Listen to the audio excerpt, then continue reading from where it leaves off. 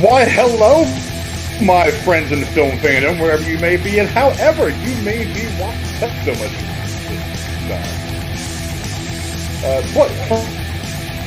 First show of 2020. Is that what year it is? Time flies and you're having all kinds of fun, right?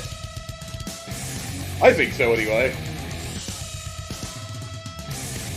If I try to rearrange myself, boy, I have a lot of pictures to go through tonight. I see. This is what happens when we do like a top 5 thing, is we all end up with these lists of movies. So instead of doing like 3 or 4 pictures for whatever story we're going into, I got to have like 5 each. There's 15, whatever. Whole lot of work. See, this is what I do for you guys. This is why you guys should know that I absolutely love everything you guys do for us. You guys being a part of this is the best part of it all. You're here to enjoy all of your guys' wonderful comments. All 9 of you in the that are watching the stream so far is my hetero life mate Jeremy. What's up with you today, my brother? Well, not much. That's I'm sorry I'm not I didn't come up in the first show as anybody, but hey, there's a whole year's worth that I may surprise you all. But I did start off with this is actually alcohol this time, if I'm allowed to say that. Oh, hey, too. I'm not the only one. That's good. So that's fun. Yeah, we know how to do it here. I also didn't make that. It is incredibly strong. Jeremy knows how to party. Something like that. It was just like a bunch of Jack Daniels and a splash of Coke. That's the best drink there is. It is, yeah. That's how you start. But also with us, the Shape from the Lone Star State, our man Tex. What's going on, brother?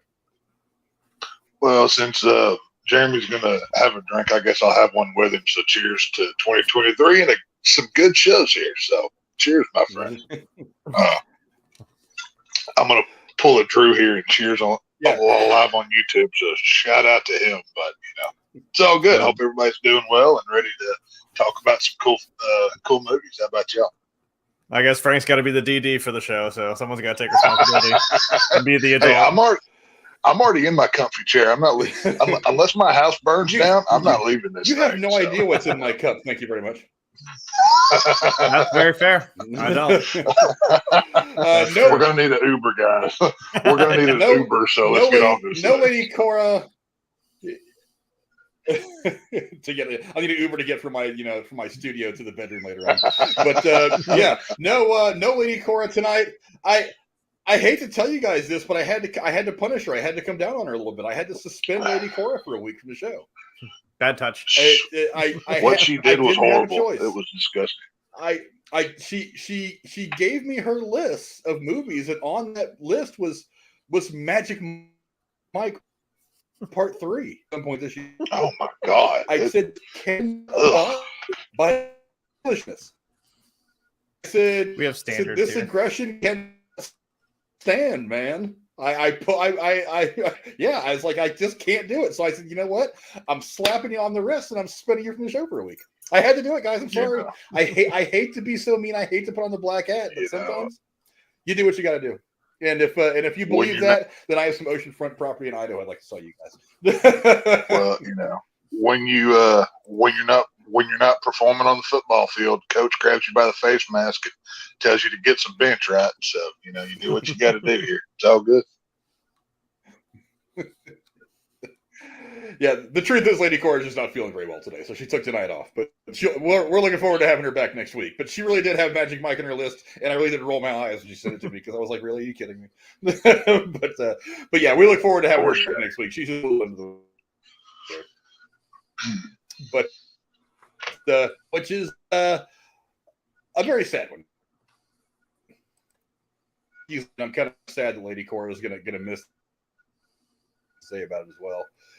But as I wait for my computer to pull up my notes here, we did lose Bart. Is it going to put the graphic up or not? There we go. Wow, it was really slow for some reason. Pioneering today at 93 to a remarkable life of a woman who shattered journalism's glass ceilings and who, during her long career that spanned 7 decades, interviewed figures, including every U.S. president, Nixon to Barack Obama, before she retired in 2014. ABC where Walters made history as the first female news anchor. Her daytime talk show, The View, broke into a Sunday night broadcast with her passing on air. Born in 1929, Walters would pave the way for women in journalism with her early days as a writer in the industry to NBC's Today Show, and later to ABC, where she would become a familiar face to generations of Americans. Me personally, just my quick thoughts on this is Barbara Walters came from the golden era of journalism. Before it got really run over with politics. I mean, yeah, Cronkite was a known liberal that had his leanings, but he was always very well known for putting the stories forward as they were. For a lot of people from the 50s all the way up into probably about the 2000s, that was kind of the golden era of journalism, where they just reported the news. But she was one of the contemporaries of people like Walter Cronkite and Hugh Downs. She established also how to do a thorough interview that went deeper than just asking scripted, softball questions. In my opinion, she may have been the last of the greatest generation of journalists. I don't see anybody working in journalism today. And there's a couple of good journalists out there, don't get me wrong. I don't see anybody out there today that does what her era of journalists did. And regardless of the joke that The View has become in the years since her departure, you got to remember when that show came out, it really was one of the great discussion programs on television. And I'm not the only one who thought very highly of her. Another one who thought very highly of her was the man himself, Big Papa Iger, who, after she passed, said, I had the pleasure of calling Barbara a colleague for more than 3 decades. But more importantly, I was able to call her a dear friend. She will be missed by all of us at the Walt Disney Company for 5 decades in this industry, which, as you know, is so tough to not only survive but excel the way she did, is nothing short of remarkable. Journalism since an entire just a few years ago, working in the late 80s, and was great at doing it. Now, I don't know. Look, I've always been a news junkie. Even back when I was in my early teens, there was so much stuff that was going on. I came up while the Berlin Wall was falling in 1990. I came up, during, all the craziness and chaos that was the 80s, a very newsworthy decade, and on into the 90s, the Clinton years, and all the stuff that happened then, obviously up through 9/11 and some of the other more recent things. But and I was very, very fortunate to have journalists like her to be able to turn to when I needed the information. Jeremy, I mean, I don't know how much you knew of Barbara Walters. She'd been retired, and even before she retired, she wasn't overly active for several years. But what are some of your thoughts on the passing of Barbara Walters? I don't know her personally. She never interviewed me, so But that's another one of those people that you can't really, say like, yeah, this is someone who's an OG, who's been around doing this for a really damn long damn time. Wow, that alcohol's getting to me already. I can't even talk. It would have been a terrible interview. Let's just say that with me. So, yeah, and like you said, from the time she was doing it, like you said, there's some pretty big news stories going on, stuff in the world. I mean, there's always stuff going on, but I mean, I guess right time, right place to get all the big beats of the last, for the 20th century. Yeah. This show is going to get worse and worse the more I drink, so just be prepared for that. Oh, don't worry, I'm a pro. I can carry it. But yeah, no. Barbara Walters, obviously. Help me out. The joke of what the View has become. They're not even worth talking about. That's a cesspool at this point. But like Frank said, last of a great era of journalism before it became gotcha politics and ideological driven nonsense for the most part. So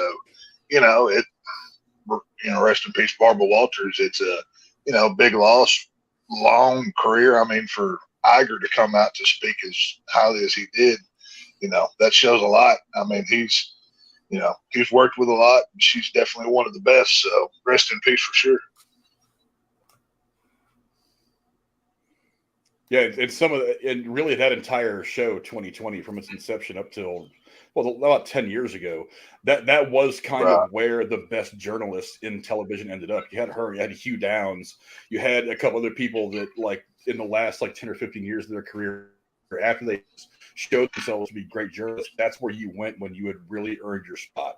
I mean, that was kind of the Hall of Fame for working journalists, was to do spots on 2020. So, yeah, it's definitely very sad, especially when you think about the state of modern journalism. There's so much distrust. There's so much, fake news. There's so much of not knowing who to believe. There's so much spin. It's rare these days to find someone who is kind of an honest broker, kind of an honest dealer. You know what I mean? And she was one of them. And things really did change. I mean, her, and who was the one that I forget who it was. Not Peter Jennings. There was one that retired, I think, during the last election. No, he was one of the guys. Jennings was the guy that faked the lie when Kennedy was killed. Yeah, no, Jennings was the guy that faked the helicopter, right? Or no, I'm thinking of Brian. What's his face? Either way, no, that's him or somebody else. That was Brian Williams. That was Brian Williams. That's what I'm thinking of. Yeah. But it's it's journalism's in a sad state, and so when you lose somebody who's a heavy hitter, a real honest broker like this in the business, it gives you a little bit of perspective on just kind of on how important it is that we're all informed. We're in the most informed period of human history ever, and it seems like all the information is wrong. So that's kind of the irony about it all. But yeah, when it came to Barbara Walters, no matter what side politically you stood on, she seemed to be in favor of all. Like you never really heard anybody talking negatively about her, whether you're left, right, whatever you may be. So, for everybody to speak positively, and I'm not just talking after her passing, but even while she was alive. So for something like that to be going down, she's probably good people. So.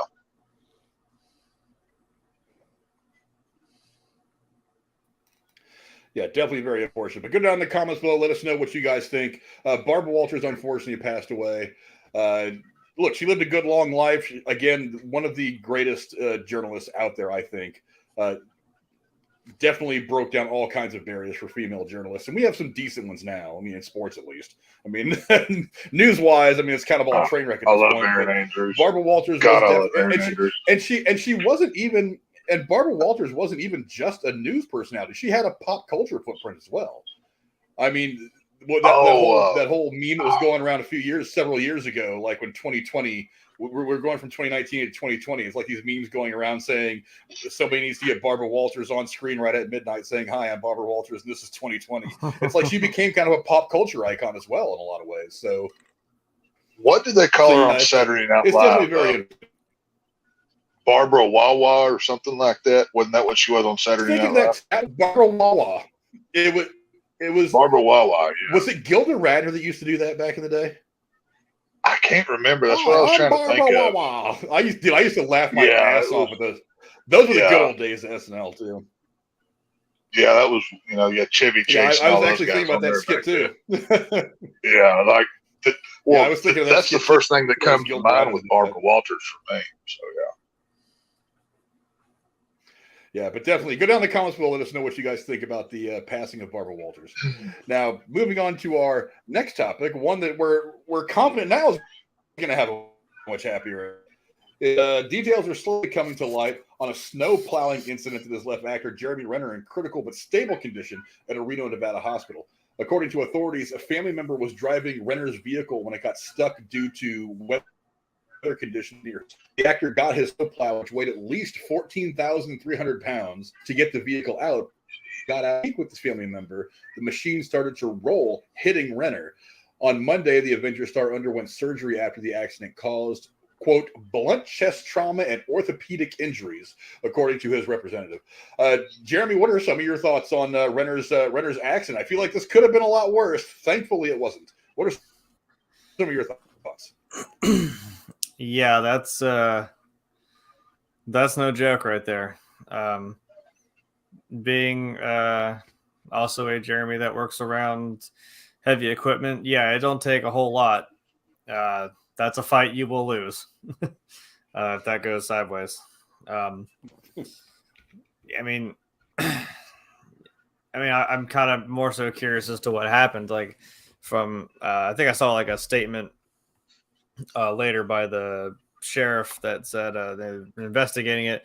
What it more so sounded like is like, it could have been something mechanically wrong with the snowcat itself, or like, he hopped out to say something to his family member who got like his car unstuck, and then it started to roll. I'm like, you forget something simple as, put the brake on. I don't know. And it just starts going. And you're unfortunately on the train tracks and the train's rolling through. But thankfully, now it seems like, he's at least, they say he's in stable condition. He's doing better. So yeah, that's a scary situation. I saw a video today. I think he was with like his sister and his mom. He had like a shower cap on and it's just massaging his head, and he's just loving every minute of that shit. But so yeah, thankfully that wasn't anything fatal. Yeah, I'm trying to find there's actually a post.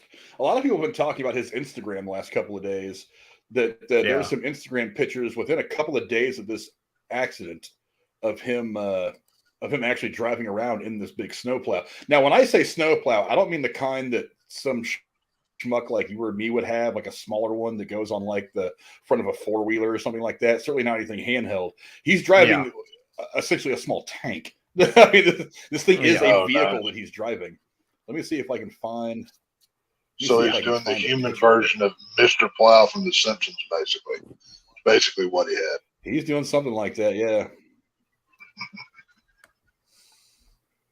I'm trying to find a picture of it. I'm coming up with nothing, but yeah, there were some pictures that did come up where he's driving around in the plow. But yeah, it like I said, it's not a small. Look, this thing weighs, like what the articles say, 14,000 pounds. I mean, this thing weighs more than most cars. So yeah, it's no joke. It's got the big plow and the push thing. It was a whole thing. So the fact that he got run over by this thing and didn't die is nothing short of a miracle. I don't know, Tex, you've been reading these articles. What do you think? Well, obviously he's lucky to be alive. I mean, anytime you're dealing with heavy machinery of any sort, like Jeremy just said, you got to watch yourself and, make sure you're safe, whatever you're doing. I mean, even the slightest mistake of not setting an e-brake or something, could cause catastrophic stuff. That's why, people, companies like OSHA are so strict on stuff. And even though anybody who's ever worked manual labor around heavy machinery hates OSHA, they're, just annoying people. But at the end of the day, they're there to save your life or try to prevent you from dying somehow. So, you got to be mindful of your surroundings and what you're doing. And, thoughts and prayers to Jeremy Renner for a, speedy recovery. And is he slated for any Marvel stuff with Hawkeye coming up? Is he anything, or have they kind of put a pin in him for now? Do we know? I honestly have I have not heard. I mean, I kind of imagined that he was going to pop in at some point somewhere else. Right. I mean, we just got the Hawkeye TV series last year. I don't think they were in a big hurry to do a season 2 of that. I don't know exactly where they would fit it into what's coming in the MCU anyway. I don't know if there were plans to have him in anything else. There might have been I would imagine that if he was going to make even the slightest cameo appearance in Ant-Man, he would have shot it a long time ago. So wouldn't be affected. I don't know what the plans are for him moving forward. So I can't remember. I thought I read somewhere that he was slated for, was it Secret Wars, or no, not Secret Wars, the Invasion show that they're doing on Disney Plus. Secret Invasion, yeah. Mm-hmm. I saw somewhere where he was at least a rumor to be cast in that, but I didn't know if we had got anything more concrete or not, which might affect, shooting schedules and everything else. But yeah, hopefully, Disney can work around that. It sounds like the surgery went well, or we would have got different news, I would imagine. So, hopefully he's doing well and get back to slinging them arrows around. So. Yeah, definitely. Yeah, again, it's another one. look, if anything has taught us the importance of quality medical personnel the last like week or so, not just Jeremy Renner, but this terrible incident at the football game Monday night. Look, it's thank God for the kind of medical training that some of these people have today. It is because this thing with Jeremy Renner could have gone way bad. I mean, because you don't often get run over by something that weighs 17,000 pounds and lives to tell the story. This thing with the Buffalo Bills player, Monday night in Cincinnati. I mean, just an hour away from where Jeremy and I are. That in and of itself. I mean, there's so many reasons to just be thankful for the medical technology we have and for the training of these emergency people. Because both those stories could have gone very, very badly, and thankfully they haven't, and things are looking like they're going to end pretty well in the long run.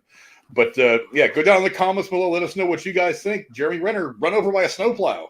Again, it's not the kind of thing you expect to hear very often, but thankfully he looks like he's going to come out on the other. Yeah, no doubt. Let's hope that this. Let's hope that this is the worst thing that happens to Jeremy Renner for a long, long time, and that hopefully soon we'll see him back. But I like him in the role, and I think he's a great complimentary character. I thought he killed it in Age of Ultron. He was one of the best things about that movie. So hopefully he gets back on set pretty soon at full health. We're definitely wishing him the best. But before we go any further, I do want to remind you guys that we are on the road to 500 subscribers. And when we get there, we'll be doing a charity stream. Somebody starts singing Eyes of the Angel by the one chick. I forget the name. Sarah McLachlan. Celine Dion. Yeah, we need that. I need to get some music to put over this. But look, that's what I'm going to do. I'm just going to start guilting you people into like getting us to 500 subscribers so we can do the charity stream for the Abandoned Pet Project. But what we'll do is when we get to 500 subscribers, we'll do a charity stream. It'll be a longer than normal stream. We'll do all kinds of crazy stuff. All kinds of people will come and go from the stream. And every dollar that we make from that stream will go to the Abandoned Pet Project. What the Abandoned Pet Project does, they take these animals that are in shit healthy. They help rehome them. Oftentimes, these animals are only hours before they use to sleep from being killed. And the reason why the Abandoned Pet Project is very needed right now is because all these people who went and got companion animals during the pandemic so that they wouldn't feel so alone, what they're doing is they're abandoning these pets out in the street. They're sending them back to shelters. Shelters are being overrun. They can't take care of all these animals. So this helps to find at least a few of them, even if it's a small percent that's important, at least a few of them homes with people that actually want to keep them and give them good lives. So 500 subscribers, we'll do the charity stream for the Abandoned Pet Project. Also, don't forget, and coming up later on, we are going to be doing a drawing for our patrons. All you have to do is for $5 a month, join us at Patreon. That's the link you see right there on the screen and the link that is in the description below. For just $5 a month, we give away $25 in free movie tickets every month. I know it's been a while since it's been very busy with the move, but now that I'm settled in and things are in a much more place, I'll do a couple of these over the course of the next few weeks to try to catch up. All you do is on Patreon, and you'll get $1 in free movie tickets. On to our main story of the night. And that is, after I scroll down a little more, our most anticipated films of 2023. Let's see, last week we gave you our favorite films of 2022, but now it's time to look forward to what the new year will bring on the big screen. Comic book movies will be plentiful once again, with Marvel giving us 5 films, while DC will give us the final 4 films of the Snyderverse. The horror resurgence will continue with films like the remake of The Exorcist and sequels to Saw and the Nun franchises. We'll even return to some other familiar stories, as Willy Wonka and the Hunger Games will get prequel films this year. Tex, we'll start with you. What's one of the films that you are looking forward to this year? Well, one of the properties that I'm looking forward to revisiting is actually one of the first horror properties I ever saw, and that's the Tobe Hooper classic, Salem's Lot. If anybody saw that from back in the day, you know how instrumental that was. Hang on one second, talk for a minute. I was trying to figure out exactly which one he was going for so I can pull the graphic up. I'll tell you what, Jeremy, we'll go ahead and go to you. What's the first film you want to talk about today? One of your most anticipated films of 2023.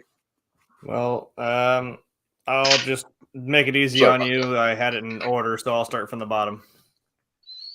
if that gives you your cue. Number 5 is conveniently Indiana Jones 5.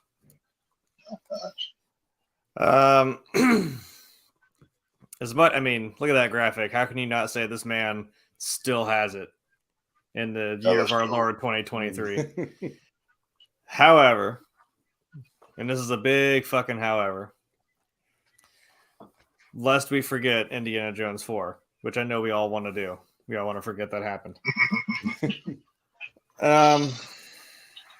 It's in the top 5. I don't know if we're gonna do it this way. Frank said to give us one in our top 5 that we think might be the disappointment, and I would have to sadly say I'm not there yet. I'm not there yet. I'm just saying.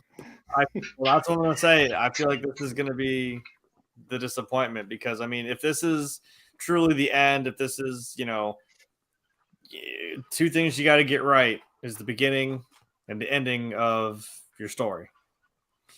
Now, I know that doesn't really mean much today with, you make a movie and then some side character B over here gets his own fucking spinoff, like, John Cena, that no one asked for.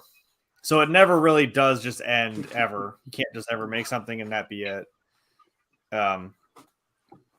But it's at number 5 because I'm like, I don't really understand what this is supposed to be as an Indiana Jones film. Even though you're sitting there talking like, oh yeah, it's in New York, it's in like the 60s, it's a lot of these people that were involved were Nazis, and I'm like, okay, but what are we doing? What? Yes, this is true. This is what happened, but what are we doing? How are you going to convince me this is an Indiana Jones film? We're not going after the Holy Grail. We're not going after the Ark of the Covenant or some weird, dark magic voodoo stones, which that was weird, but still better than going after crystal skulls and aliens. I don't know.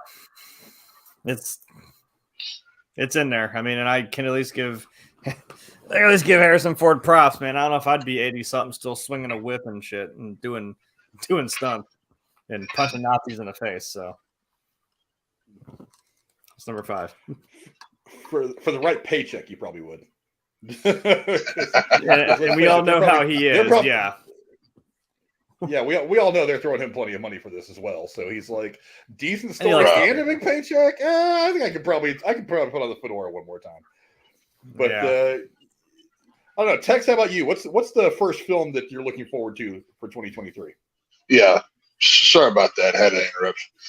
Number 5 for me is going to be Salem's Lot, and obviously this is directed by director of the original Texas Chainsaw Massacre, Tobe Hooper. One of the probably greatest directors of all time. Yes, sir. But this is one of those pinnacle must watches in the horror world. If you've seen the original, and if you haven't, as soon as you're done watching us tonight, go watch Salem's Lot. You'll thank yourself and thank me later. It was a great property. It's I'm excited for it, but I'll talk more about it later as well in a different segment. But number 5 for me, there's no way this couldn't be in the top 5 with just the weight that it carries from Stephen King to Tobe Hooper and everybody else. It's Salem's Lot for sure. This is just, it's like a warm childhood memory for me, as funny as that may sound. I got to see the first one with my grandmother. She showed it to me. And,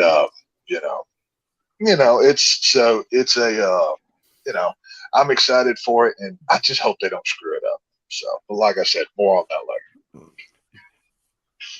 Yeah, it's a warm childhood memory watching people get slaughtered. Yeah. Hey, I watch people get. I can't help it that I had a cool grandma. Don't hate me for that. It's okay. So. Hey, I saw Cujo as a kid, so don't worry. I get it. Hey, I saw Salem's Lot, Texas Chainsaw, and Halloween 4. That was my first 3 horror films. That was my first 3 horror films I ever saw, and Exorcist right after that. So I came up right. So it's all good. I wonder how he turned out the way he did. Yeah. I'm gonna stick with the maybe not horror, but certainly the suspense theme for a minute. One that I'm really intrigued in this year is Knock at the Cabin.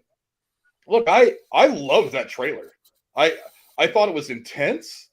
I thought it was creepy. It had a good vibe. It had the trailer to me anyway. Now again, the movie could be awful, but the trailer to me, it had that feel of the great M. Night Shyamalan movies of when we first got movies like Sign, I See Dead People and all that stuff. So I'm also really intrigued.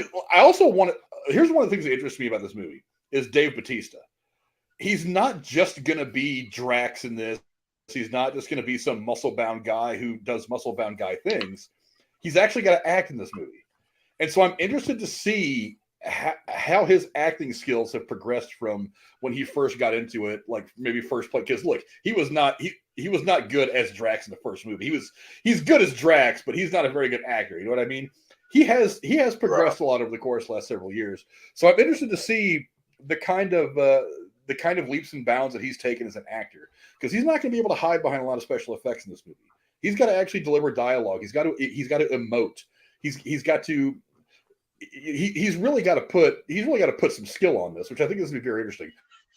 Also on top of it, because I don't yet quite know exactly what the plot of this movie is, but they make it very clear in the trailer that the people that are doing whatever they're doing to this couple and to this kid in the cabin are not exactly doing it willingly. They're kind of given a tough choice. So they're obviously forced to be there doing what they're doing. So I'm interested to see what the kind of the power behind it all is. Because obviously the bad guy or the situation is not shown in the trailer.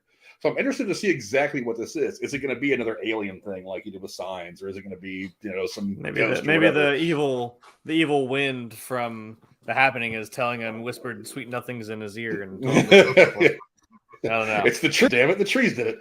But yeah, I'm interested to see this. The trailer's got me right now, and that's interesting to me. And again, you got Rupert Grint. He's done a lot of independent stuff since Harry Potter, but we got Ron Weasley in there. There's a lot of this thing, but again, it's the Chandler. It's M. Night Shyamalan.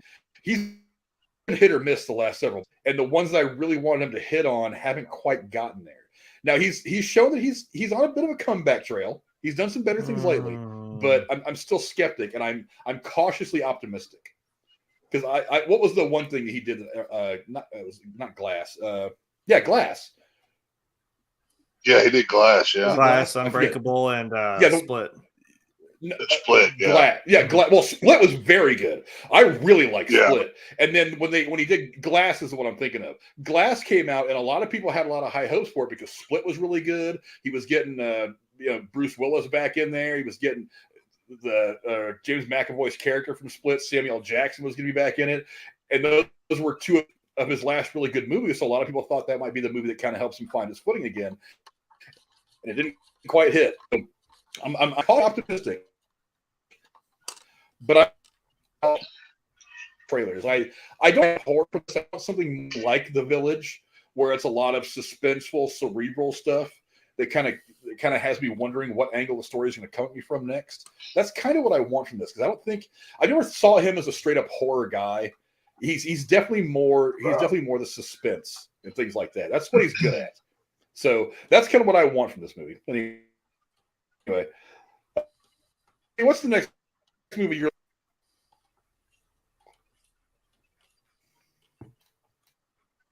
Wow, he froze bad that time.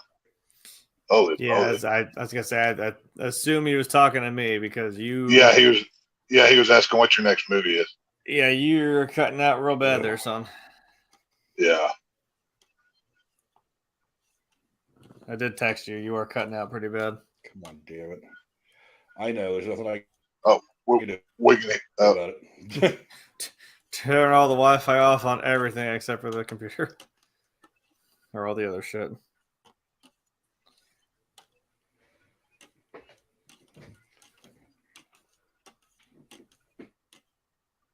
Well, he muted himself. Oh well. Do you want to go ahead and do your next pick? I mean, I can talk about it and let him try to figure out what he's trying to figure out, I guess. Yeah, give him some time to figure his stuff out. Well, it's another horror movie, so I'm sure you'll rebuttal first, even if he doesn't answer. Oh, cool, yeah. Yeah. I mean, I'm not gonna lie. I just kind of scrolled through, and Google is infuriating because I scrolled through trying to get a good idea of what movies are coming out in 2023, and it would just show like a poster, and it would just be like something really vague, like say the one for Wonka is like, I know it's Wonka. He's got the top hat. He's standing with the cane. It's, no words, no nothing, just him standing with that, and it's like, obviously Indy 5. It's just Indy in a poster, and I'm like, I don't know what any of these fucking movies are if you don't tell me the title or give me a. So I had to click on every single, and then scroll through to get the titles. But the next one I got again was another horror movie that at least bumped up to number 4 and had my interest was The Exorcist. Wow. Okay. Yeah, surprisingly, it was The Exorcist. This is we were joking. One or two texted me. Yes, I see that. This is an OG. This is, you gotta be careful. I know Rachel's right over here shaking her fucking head. I know. They're coming for you now. I told you they're gonna come for you next. Don't forget, I warned her whenever we reviewed Halloween Ends that this was coming. So you did. You know what? He called I tried to warn her that don't go in those woods, just like the crazy guy at Friday the 13th. Don't go in them woods, but you're gonna die. Yeah, you're gonna die. Don't go in there. So you've been warned. But I don't know. I'm kind of curious because honestly, we all know The Heretic was not a great sequel. The Exorcist 3. I mean, it was a big hit. 3 was not bad. It was a big hit with Jeffrey Dahmer, so I mean, Right, yeah. 3, I've heard 3 is good. I actually have not seen that one. 3 is a headache of a movie because it was filmed by just the production of that film was horrible, but it's a headache, but it's worth a watch. I'll say that. And there's been a number of things in this series, but I don't know if this is supposed to be, we're doing the Halloween or Texas Chainsaw thing where we just call it Texas Chainsaw and we're like, oh, it's a sequel, but there's already a movie called that. Yes, figure it out. I don't know. Or is it just a remake? And I'm like, okay, if you want to do a remake, fine, but I mean, at this point, I'd rather just remake something. New actors, I don't care. Just don't try to. I'm just tired of these sequels that are just later for no reason. When I looked at the cast list, though, that's what got me. Is it has someone listed as the mom, right? But I'm like, yeah, it's the actual mom from the original film. Yeah, Ellen Bernstein. Oh, yeah, she's reprising the role from the original Exorcist. Yeah. Well, that. Okay, maybe I should take that off my list. I'll replace it with something. Supposedly, this film, what that means? That means she's supposedly. Go ahead. Supposedly, this film takes place in the same world that the first Exorcist takes place. Now, I don't know if they talk about 2 or 3. Now, it would have to if it takes place in that same world because all of that was in the same timeline too. So allegedly, it's all one timeline. It's just how you want to look at it. See, that's what I'm saying. Don't make this any more convoluted than it has to be. I don't know. Right. I didn't even recognize the name. That's my bad. I didn't even realize it was actually the same. That's cool. Yeah, that's actually cool. That it is the same mom from the original, but I'm like, you don't have a Reagan list. You don't have like one of the priests. I'm like, you just have the mom. I'm like, okay, cool, but do you have Linda Blair? Do you have anybody? Right. I don't know. Well, maybe I should switch that from Indiana Jones 5 that I totally didn't just spoil. I thought might be the disappointment. Maybe that'll be. It's all good. It happens. I don't know, man. It's exciting to see. I mean, really, it's exciting to see something new, I guess, with The Exorcist, but just please don't mess this up. Holding my breath on that one. I'm not quite ready to. We'll get better movies here in a second. We're going to be in the midway point here. I'm not quite ready to spill my tea about Exorcist. That's going to be on a different list of this podcast. But yeah, so my number 4 is actually one that there's not a lot of news about this except for that it's supposed to be coming out in 2023. and that is the Strangers reboot. They're, if you saw the Strangers film, the original one that had Liv Tyler, blew people out of the water. It had the horror element, but it had suspense by the handful. I mean, just the scene alone where Liv Tyler's standing in the kitchen and you see the man there in the background, you just see his face pop up out. There's no scary music. There's no anything. And like, if you blink, you'll miss it kind of thing. It's just, the only reason they're doing it is because they answered the door. They don't care. So we've had the Strangers, and then we had the Strangers Pray at Night, which was more of a 80s nostalgia kind of hit. It had the bright neon in it, which is a good quality film as well. It had Christina Hendricks in the lead role as the mom of the family that's being attacked by these people. So, like I said, there's not a lot of news out on this movie yet, but this franchise has produced 2 solid films, and I'm chomping at the bit to see more, to hear more of this, because I love my slashers, man, and this is just one of those franchises that doesn't get enough love.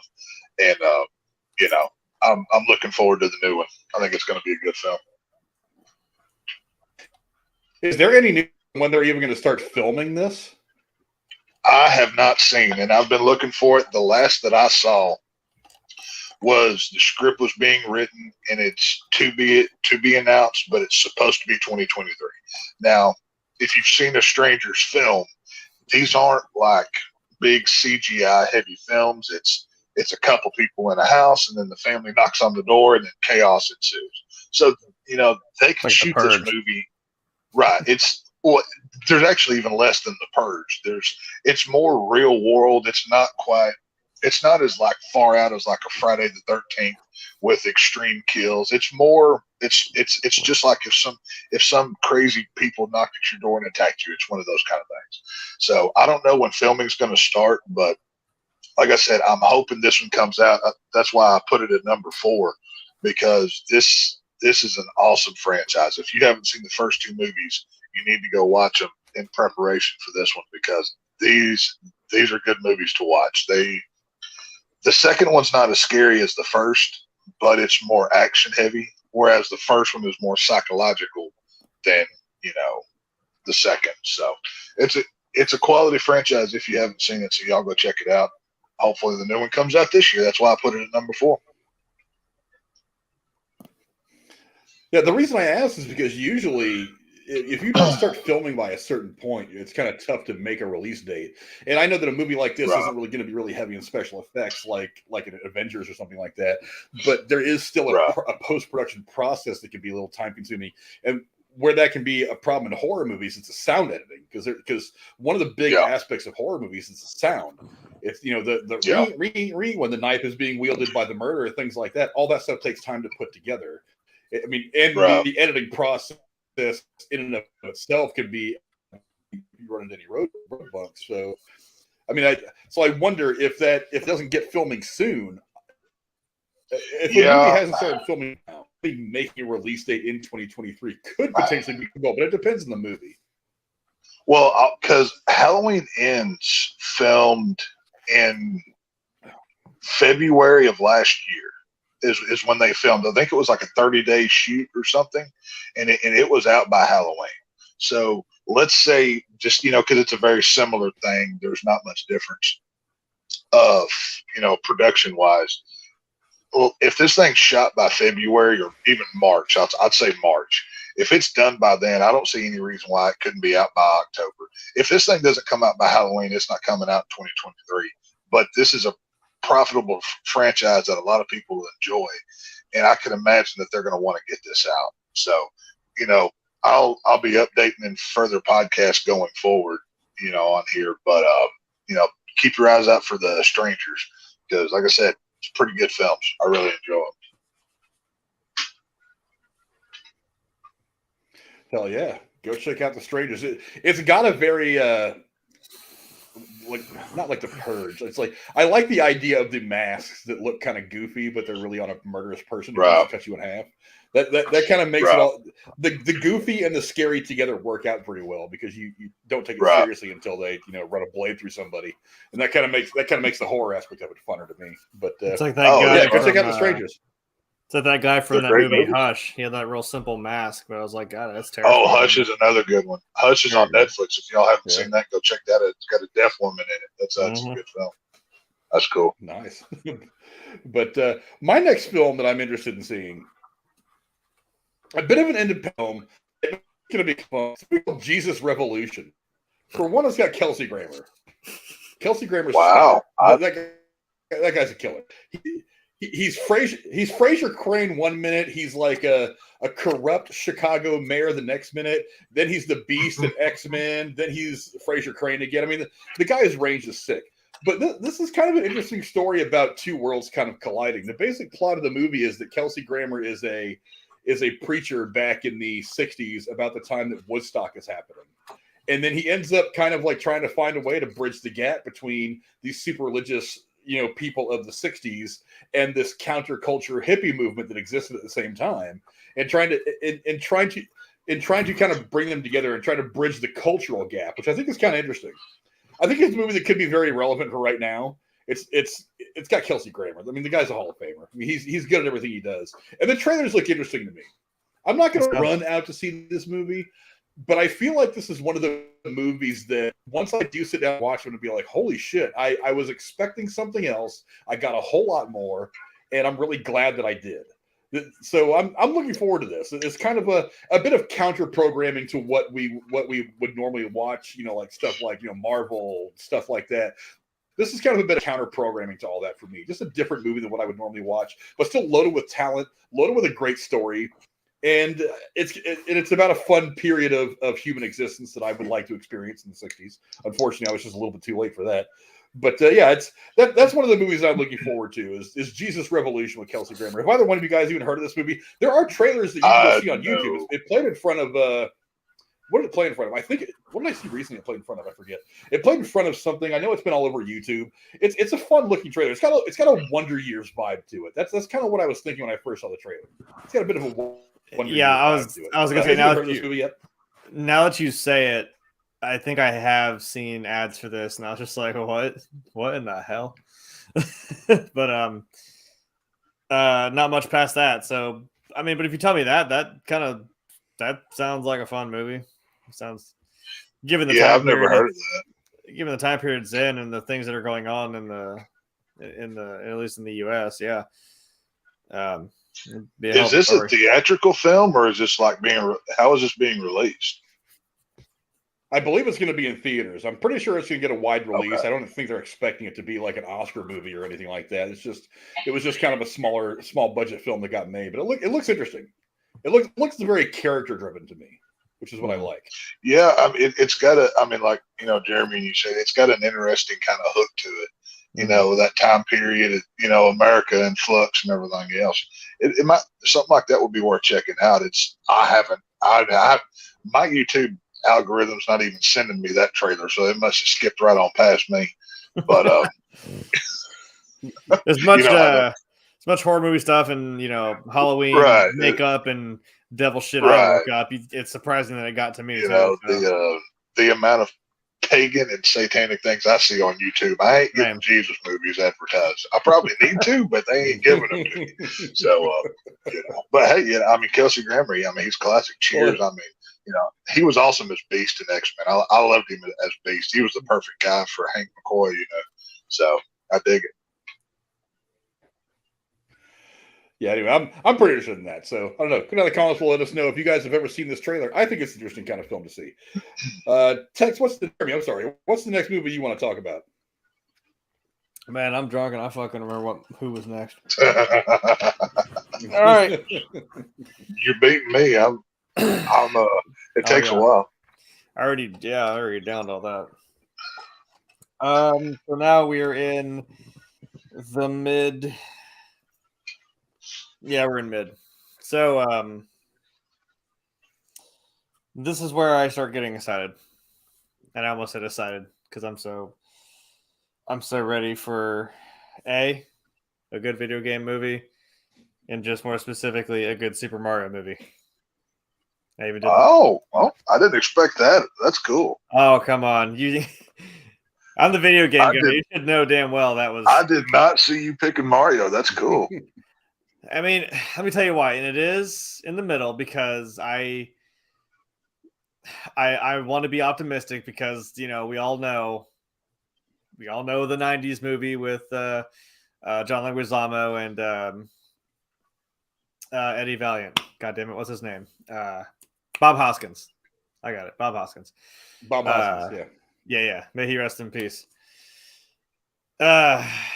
It's not good, and I mean, I know you can give it some leeway of, well, it's the '90s. It's also, and no, not the way Frank says it's the '90s. Fuck you. I mean, you're giving him ammo. What's up? up? I'm not giving. It's like I'm very, very glad that movie didn't come out a year earlier. Then the '80s would have to claim it, and I'm like, no, I don't want to claim that. True. Movie. No, you definitely. You definitely didn't. That one squeaked right on by, thankfully. It was like 93 or 94 or some shit. I don't know. It was. I haven't watched it since it came out, to be absolutely honest. I wouldn't know. That's fair, but a lot of people probably haven't. Again, Mario came out maybe, 85.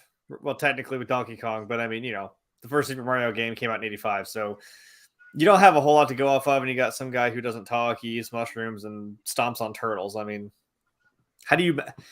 I don't know how I would have made a movie about it, but enough to where I would just not make a movie. And they made the animated show, which kind of made more sense. Also, I think I believe maybe that was actually in the '80s. I think it was the animated show. But I want this to be good, and now I do have an absolute fucking hatred for the Minions. So when I see that little fucking word, no. When I see the word illumination, there's funny, and then there's like annoying funny, and then there's just actually being annoying and obnoxious to where it's not funny. And they're about 10 steps past that. Wow. So when I see illumination, I'm like, no, I swear to God, if I see a Minion in this fucking movie, I'm going to walk out. I don't think there will be. I'm assuming, yes, this is who is animating this movie. And to be fair, Illumination, I love their animation. They got it. And I'm like, I couldn't really think of anybody better. That's great. From what I've seen so far, it looks phenomenal. The Mushroom Kingdom looks pretty sweet. And I'm assuming I've seen so many beats of other stuff in this. I've seen, obviously, like Mario 64, Mario Kart, Super Smash Bros. Luigi's Mansion. I'm so excited for that. I'm always Team Luigi, so I'm gonna freak out when he comes on screen. Yeah, it's gonna be a lot of those same beats from all those games, and a big culmination of all that. And I think it's gonna be sweet because we might see other kingdoms, because like one of the greatest games I ever thought was Superstar Saga, which introduced other kingdoms like the Bean Kingdom, who is like a neighboring kingdom to the Mushroom Kingdom. So it was cool seeing all these worlds come together. Now, again, it's mid, so my downfalls with that is I'm like, this still could go wrong, because I'm like, why do we have Chris Pratt just kind of voicing a voice and not really even even if it was Chris Pratt making like an Italian accent, I'd be like, okay, fine, whatever, great. But it doesn't really seem like he is. And I mean, like, this movie does seem fun. It seems very Mario, and it seems kind of an origin-ish story. He kind of just drops in, is like, oh, what's all this? What the hell? I think when we saw the Mario Kart, he like jumped and he went like, woohoo! I'm like, that was the most convincing thing I've heard him do. I don't know.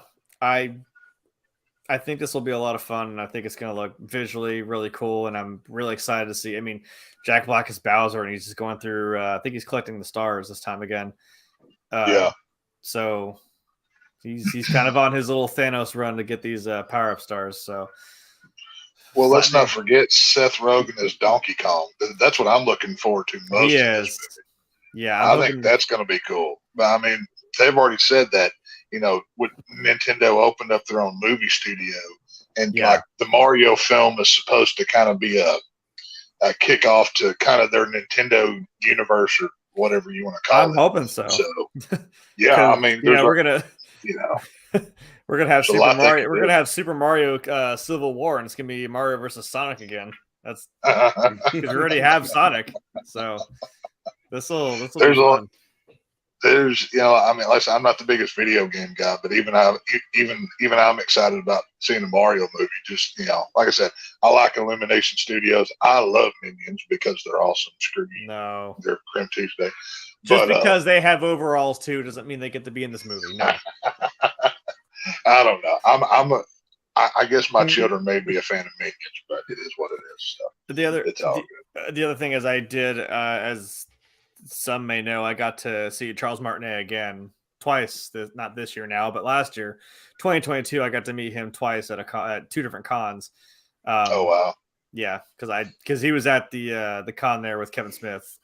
So I went back through in line, and ironically, I was the same cosplay. I was President Loki, which is kind of hilarious. Unintentional, but it was hilarious. Of course, he's not going to tell us, but I'm glad he's in the movie somewhere, and I still hope that. I mean, just what I would do is like make it seem like it was the movie ends, and you realize it's a video game. It cuts to real world, and it's him sitting on a couch with a control, and he goes like, "Woohoo!" That's actually a cool way to end it. That's actually, I like that. That's cool. I hadn't thought about that. That's cool. That'd be so much fun. Or maybe they're just gonna bomb drop Wario and Waluigi at the end because he does voice them too. So I don't know. That'd be sweet. I dig it. Yeah, I'm a little more hopeful in this movie than I would have been otherwise because it's animated. It seems like a lot of the stuff, especially the Nintendo-based games, are movies that you can tell the stories in long form outside the video game, but they lend themselves more to animation than live action. It's like, could you have gone and done a live action thing? Sure. You could have cast Chris Pratt as Mario, but it's just the stories, the worlds. I think you make the world more vibrant if you do it in animation. You do the world justice. You do the visuals justice by doing it in animated form, as opposed to trying to do it in a live action thing. One of the big mistakes that the original movie did back whenever the hell it came out was they tried to make it really dark. The world itself is very bright blue sky, red mushrooms, the stars, and the clouds and everything. That very light colors. Why did you make everything like it was like Tim Burton directed it or something? I don't understand why they chose to make that. I don't know why they chose to make that movie look like the first Batman movie. It was so dark tones. The scary thing. It's like they went completely the opposite of what the game really looks like. And I think that's one of the reasons why it wasn't looked upon so well over the years, because you're not getting in that movie what the game gives you at all, except for the character names. That's it. Yeah, they tried to make it like it's in a real world, but it doesn't. Well, not just real world, but I think the Ninja Turtle films of the early '90s influenced that a lot, because it had kind of that similar style and grit to it. I still kind of, it's very much for me in that vein of the live action TMNT films that they did. But yeah, very similar to me. Anyway, let us know what you guys think. Are you excited to see Mario Brothers movie? I'm optimistic that it's going to be better. It's going to be as good as what it should be. I'm optimistic that it's going to be worth watching. Oscar winner? Probably not, but nah. It doesn't need to be. It just needs to be good for a couple hours. Chris Pratt's going to win for best voice acting. It'll be great. I hope not. Maybe. But Tex, what's the next movie you want to talk about tonight? Oh, this one almost jumped to number 2 with that trailer that we just got yesterday. But that's Evil Dead Rise. And nice. I mean, I think all of us are Evil Dead fans. How can you not be? Ash is one of the greatest horror characters of all time. Unfortunately, he's not in this one, but he's helping make it, produce it, and everything else. And this film, it's set in an apartment building around a family. We've never seen this in the Evil Dead universe. I don't know if this is tied to a sequel or whatever. I don't know yet. I don't really care. I just give me, like Frank says, I don't need a trailer. Give me the movie now. But this has got the creep factor. It's even got the chainsaw. It's got all the blood. It's got everything that makes Evil Dead great. You mean what makes Evil Dead groovy? Groovy, yes, thank you, groovy, because all hail the king, baby, right? Hail the king, baby. But you know, I mean, the one. I mean, I even quoted it in our DM group. But mommy's with the maggots now. I cannot wait to see this movie. This. You know, you've got the little girl looking through the peephole on the door, and mommy's looking like she just, you know, ripped a head off of somebody or something. This looks fun, and I like them changing the format away from, you know. And I mean, of course, the first remake of Evil Dead also had a female antagonist in it, which is also a good film you should go see. But they didn't have the young children aspect, the family with the aunt and everything else. So this looks really cool. And like I said, the trailer just dropped. It looks fun. So if y'all don't go see this, I don't know what's wrong with you, because this is good quality, you know, entertainment right here. Yeah, I haven't been this excited a horror trailer in a long, long time. Oh, yeah. Because, like, not just the scene where you're talking about, where it's like the picture I just had up where she's like, mommy's with the maggots now. I was like, holy shit, that's a great horror line. But it was also like when the girl's looking through the peephole and she's like, she's like, you don't look like you feel well, mommy. And she's like, and she's all like haggard. She's basically an evil possessed zombie. It's nothing that a kiss from you can't fix. And I'm like, are you fucking kidding me? that was great dialogue. Awesome. The effect looks intense, because look, you gotta have more than a horror movie. You have to have just enough story, and you also have to have, what's the word I'm looking for? There's got to be a certain intensity to the important scenes. Right.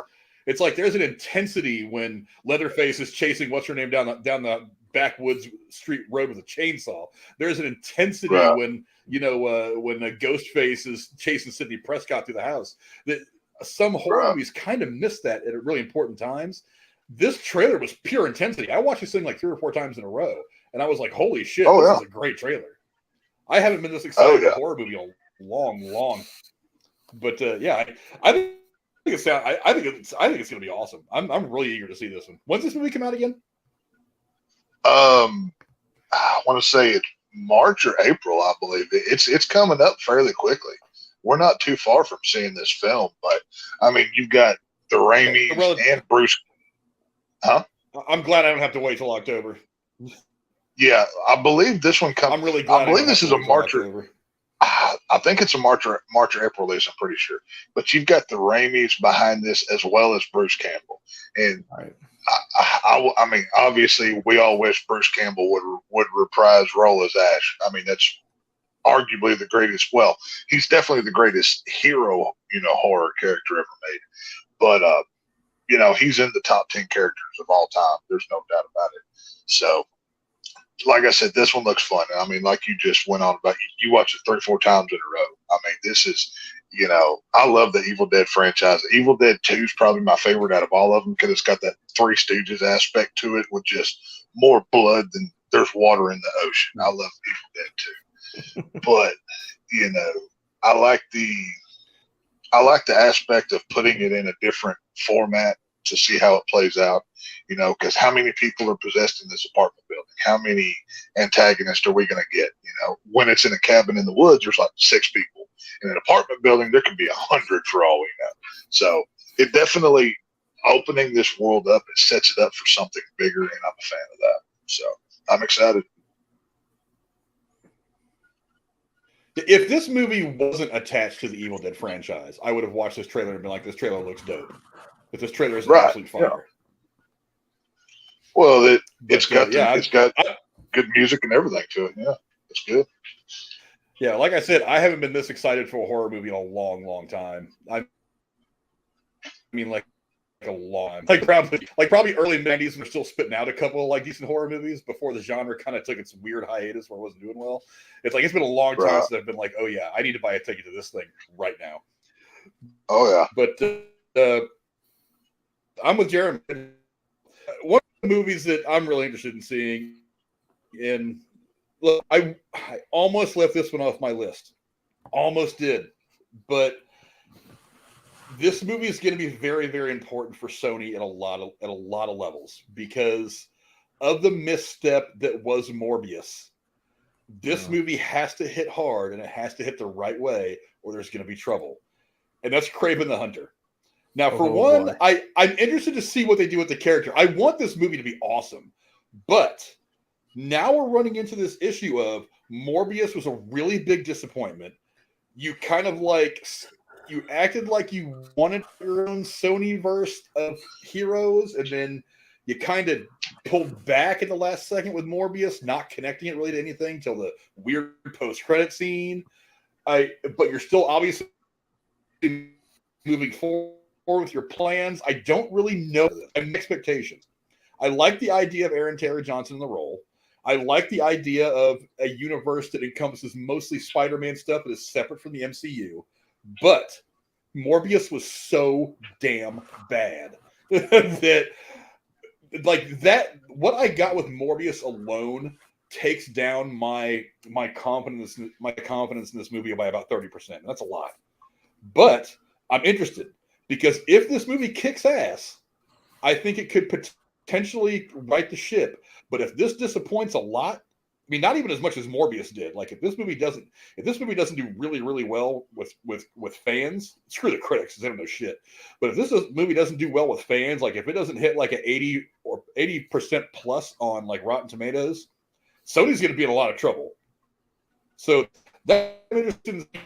I mean, Jerry, you talked about it for a long time, and then Morbius came out, and then it seems like they just stopped talking because they were like, well, we don't really know, but we don't want to plug this too much because Morbius was a big slip. I don't know. What do you think we're going to get from Kraven the Hunter? I don't know, man. They're also the same people who was like, hey, you see Tom Hardy right here? Oh, no, you don't. So. Well, they let that little drop of the symbiote there, which made no sense, but whatever. I know. But yeah, I agree with you. This is kind of this is the next, this is the next step, and that's you better tread carefully with that next step, otherwise you're going to fall through the damn ice, and it's not going to be a good time. Be interesting to see how you come back from that. But if this is the comeback, I mean, so be it. Maybe. I mean, I'm not saying DC's in any particular good way either, because I don't know what they're doing either. So yeah, fingers crossed, I guess. Hopefully, this actually has some sort of sense to it, and go somewhere. Yeah, Tex, what do you think? I mean, we don't have a trailer. We don't even have any like set images of this yet. I'm still not 100% convinced this movie is even going to see a theater, but I'm curious. It is scheduled to come out this year. I forget exactly when it's supposed to come out. I think somewhere middle, like late summer. But I mean, what do you think that Sony's going to try to do here? Do you think that they can kind of right the ship, or should they just let Spider-Man exist in the MCU and cash the checks? This actually made my list of movies I'm not looking forward to this year, just based off of I've not been a fan of the Venom movies. I love the character of Venom, but I don't think they're doing him right. He needs to be in a rated R world. He's one of those Marvel characters that, done correctly, needs to go further. Then, of course, the horrible case of Morbius that came out, and nobody liked that film, and that's one I wanted to like too. I have zero faith in Sony to make a world outside of Spider-Man that you need Spider-Man for. I mean, and even something like Joker on the DC side, initially watching it, I thought it was great. But every time I watched it after that, I liked it less and less, because it should have been in the world, not outside of it. I'm not saying you can't have a world outside of the MCU. I think that's completely possible. But the lack of consistency within, what's in world, what's out of world, what's connected, what's not. There's just too much of a headache. I mean, if you watch the Morbius trailer, you see Tobey Maguire's Spider-Man picture on a wall, but that's not even in the film. And then there's this, and here's Michael Keaton from the newest Spider-Man movie. So this is connected. I want to like the Kraven film, and I like the character. I think there's a lot you can do with it, but I don't think Kraven the Hunter alone can carry a film. That's why it was actually number 5 on my most not looking forward to list. I mean, and that's below, quite a few things, but I'm sure it'll be released, but I don't think it'll do well. I think Sony at this point is kind of cursed a little bit with their little world that they're trying to build, to be honest with you. I hope I'm wrong. I'd love to see a good one, but I don't think it's going to be. So. Yeah, I'm like I said, I'm interested.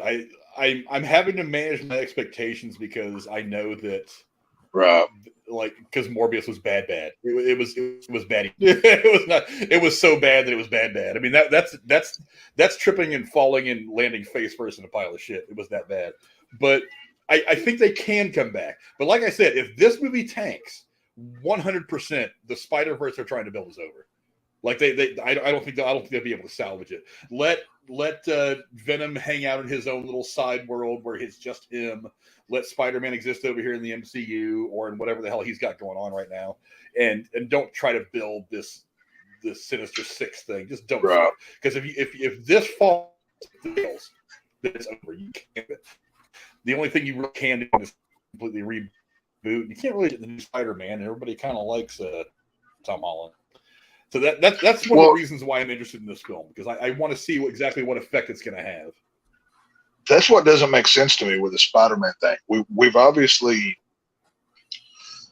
we have put out in the world that Sony has a contract with Disney for the MCU. They just had 3 Spider-Men in the latest film. Andrew Garfield said he would love to come back and be Spider-Man, right? So why not have him be the Spider-Man of the Sonyverse? If you're going to have Tom Holland on the Disney side for the MCU, Andrew Garfield, people are wanting to see his Spider-Man, go forward. So why not have him exist over here? And then by the time it comes up for Secret Wars or whatever, where you're going to have multiples of all these characters, you could, have Doctor Strange rip him from the universe and bring him right back. There's no reason why you can't do it. I think Sony needs an on-screen Spider-Man to pull off the films that they're doing. That's what I thought they were doing, because that is it makes sense. That is the Sony one. So I'm like, I know it's like, oh, we saw Tom Hardy, I saw Tom Holland's Spider-Man on the screen, and I'm like, oh crap, so he did probably go there, but then he got zapped right back to the Sonyverse. So I'm thinking, like, maybe this is all something that's hopefully supposed to be with the Andrew Garfield Spider-Man, which we all kind of want. We all want him to have his, after that, Amazing Spider-Man 2. We all want that little bit for him. So I thought maybe that's where it was going, but it's like that, like you said, with the symbiote being left in the Disney one with Tom Holland. I'm like, well, there's that. That's a problem now. That's a way to, spread that issue out. But I figured because that's where we're hopefully going. I know we didn't see it. It was kind of in the background and blurry, but front and center, clear as day, was that mural or tag of Spider-Man, and someone put murderer across it. Right. And they do mention, I never caught that. I didn't think about this, but they mention when they're all talking, both Spider-Man, Tobey and Andrew were talking to Tom Holland. Andrew Garfield says, like, I stopped throwing my punches. I got really rageful and spiteful. And I'm like, oh, so he started killing people. I'm like, is that what that meant? That could have been cool. They were like, oh, Spider-Man became a murderer. And I'm like, okay, wait, who did he kill? And they had something about Oscorp being in that world too. So I'm like, well, yeah, so that was probably Andrew Garfield. So this is maybe that dark turn he took, that's what. Well, that's the thing. I mean, yes. Okay. The multiverse works great if you have a plan. And it seems like, okay, we've got MCU proper over here, right? But we also have the Sony films connected to it. We have what's those animated ones that Sony does? Into the Spider-Verse? Into the Spider-Verse. Technically, that's in the world. So Yeah. we've got the MCU proper here, but we know there's 100 different worlds in that, and within that is supposedly the X-Men films because we're getting Hugh Jackman back. So that means all those X-Men films are canon. Now the Sonyverse is over here on the right. We're not. They're their own getting Hugh Jackman back. He's making an appearance. What? Well, he's going to be in. Yeah, he's there. Deadpool That's 3, enough. Yeah, that's what I'm saying. He's going to be in Deadpool 3. You know what I mean? Yeah, but that stuff, it's going to exist in the MCU, but it's not. Deadpool's not an Avenger. That's stuff going to exist in the universe, but it's going to exist off to the side. Right. It's not. Well, that's what I'm saying. Though it's kind of like all the Marvel stuff on Netflix was MCU adjacent. Right, but it seems like they've done so much Marvel.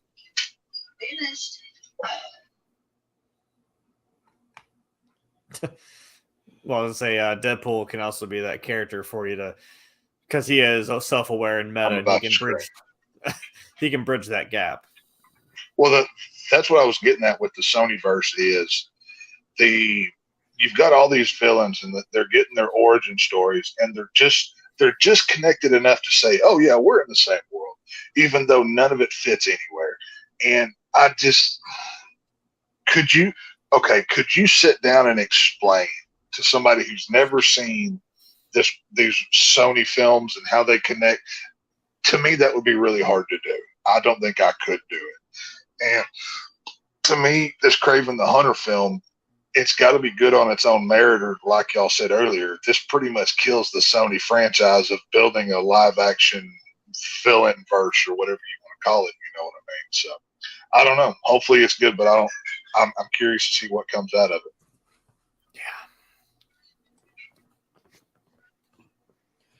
Well, let us know what you guys think. I mean, so far we've each given you 3 movies.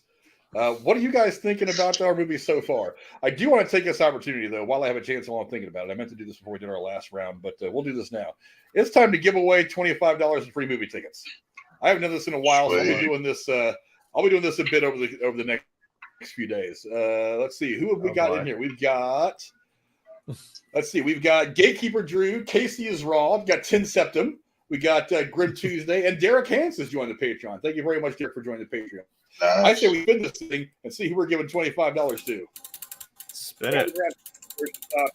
I'm rooting for anybody except the Casey. Well, see, it's going to be 10 cents. 10 cents. There we go. Hey, all right. Oh,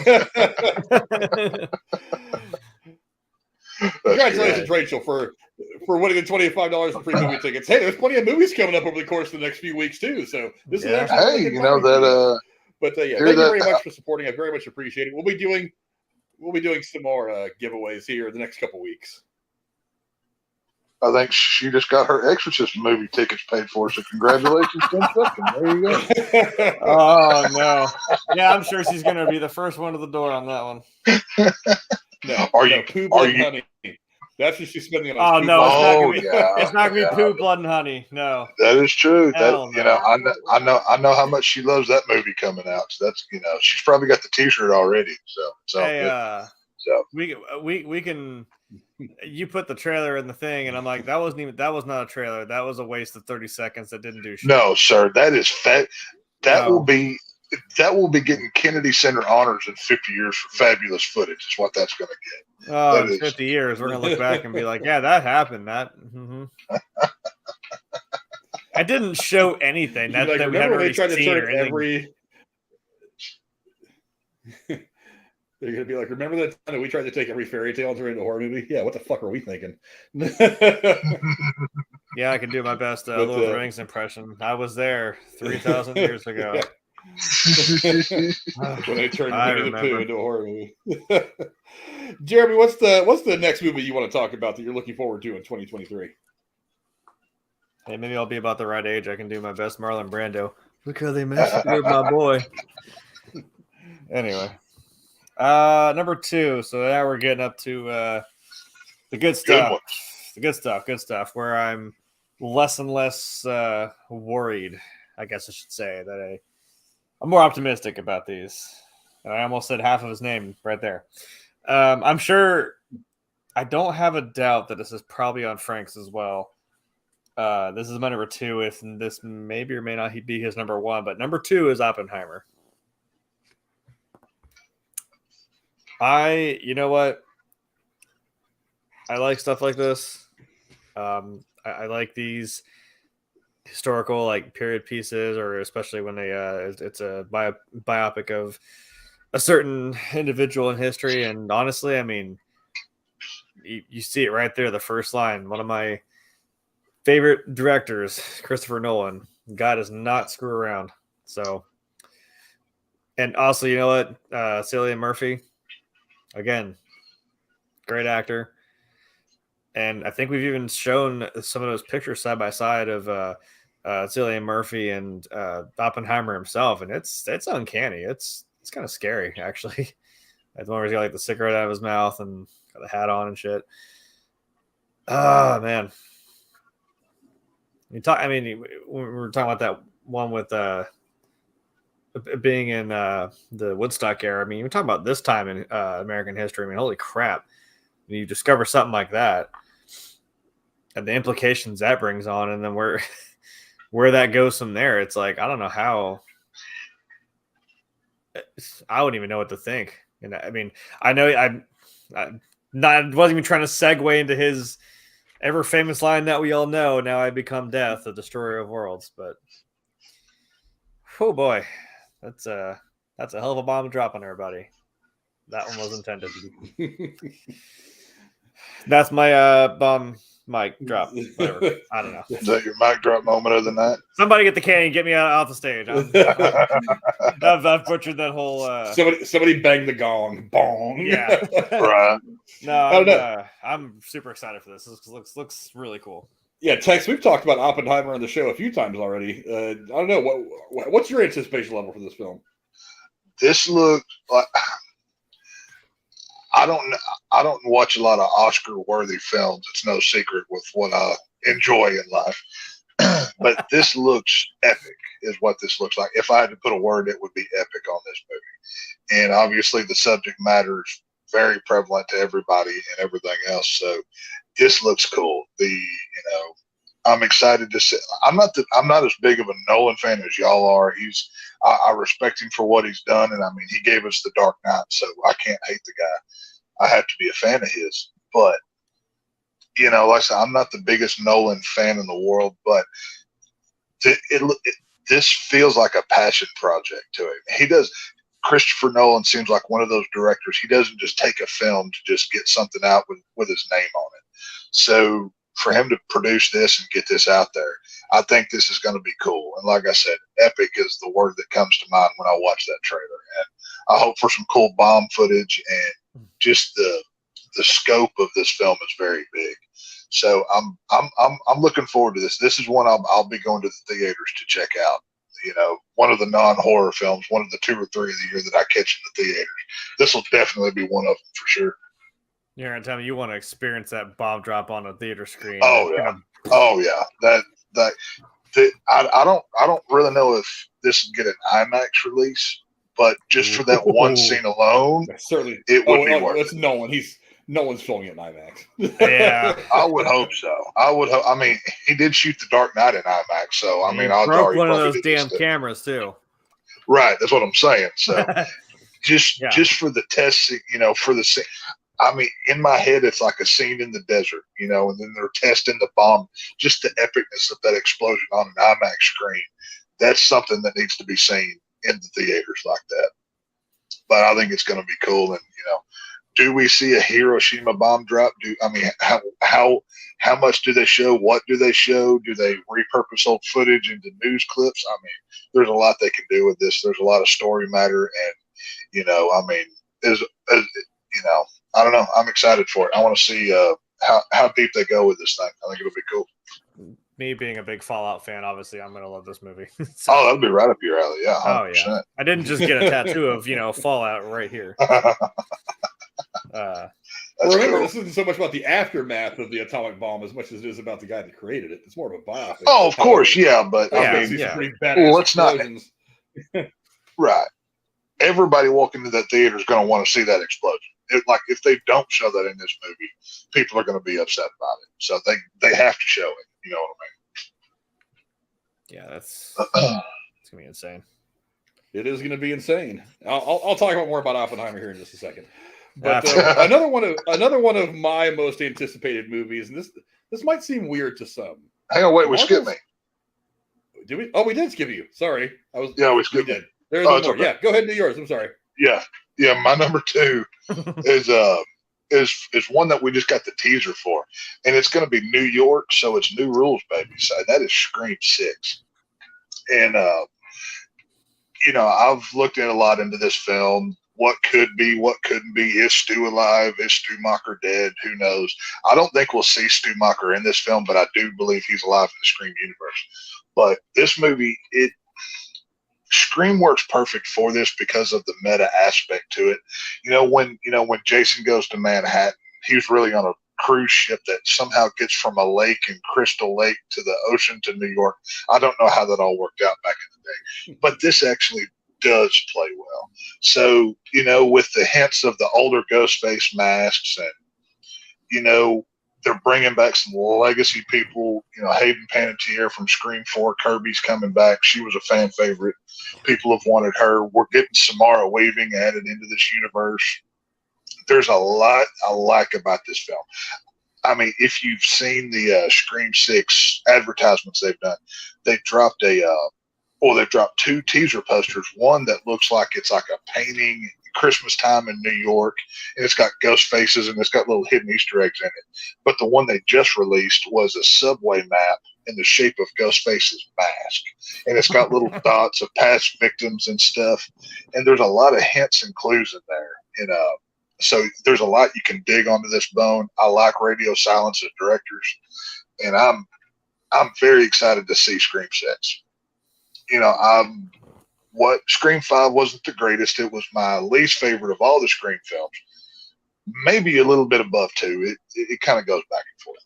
But I like what they set up, and I like where they're going with this. And, I'm hoping the reports are true that this is the goriest Scream film ever made. This is supposedly they're not holding back. And if that shot of Ghostface holding a shotgun in a gas station in New York is to be believed, because it may or may not be in the movie, I think we're going to be in for a fun ride. So Scream fans are going to be happy, I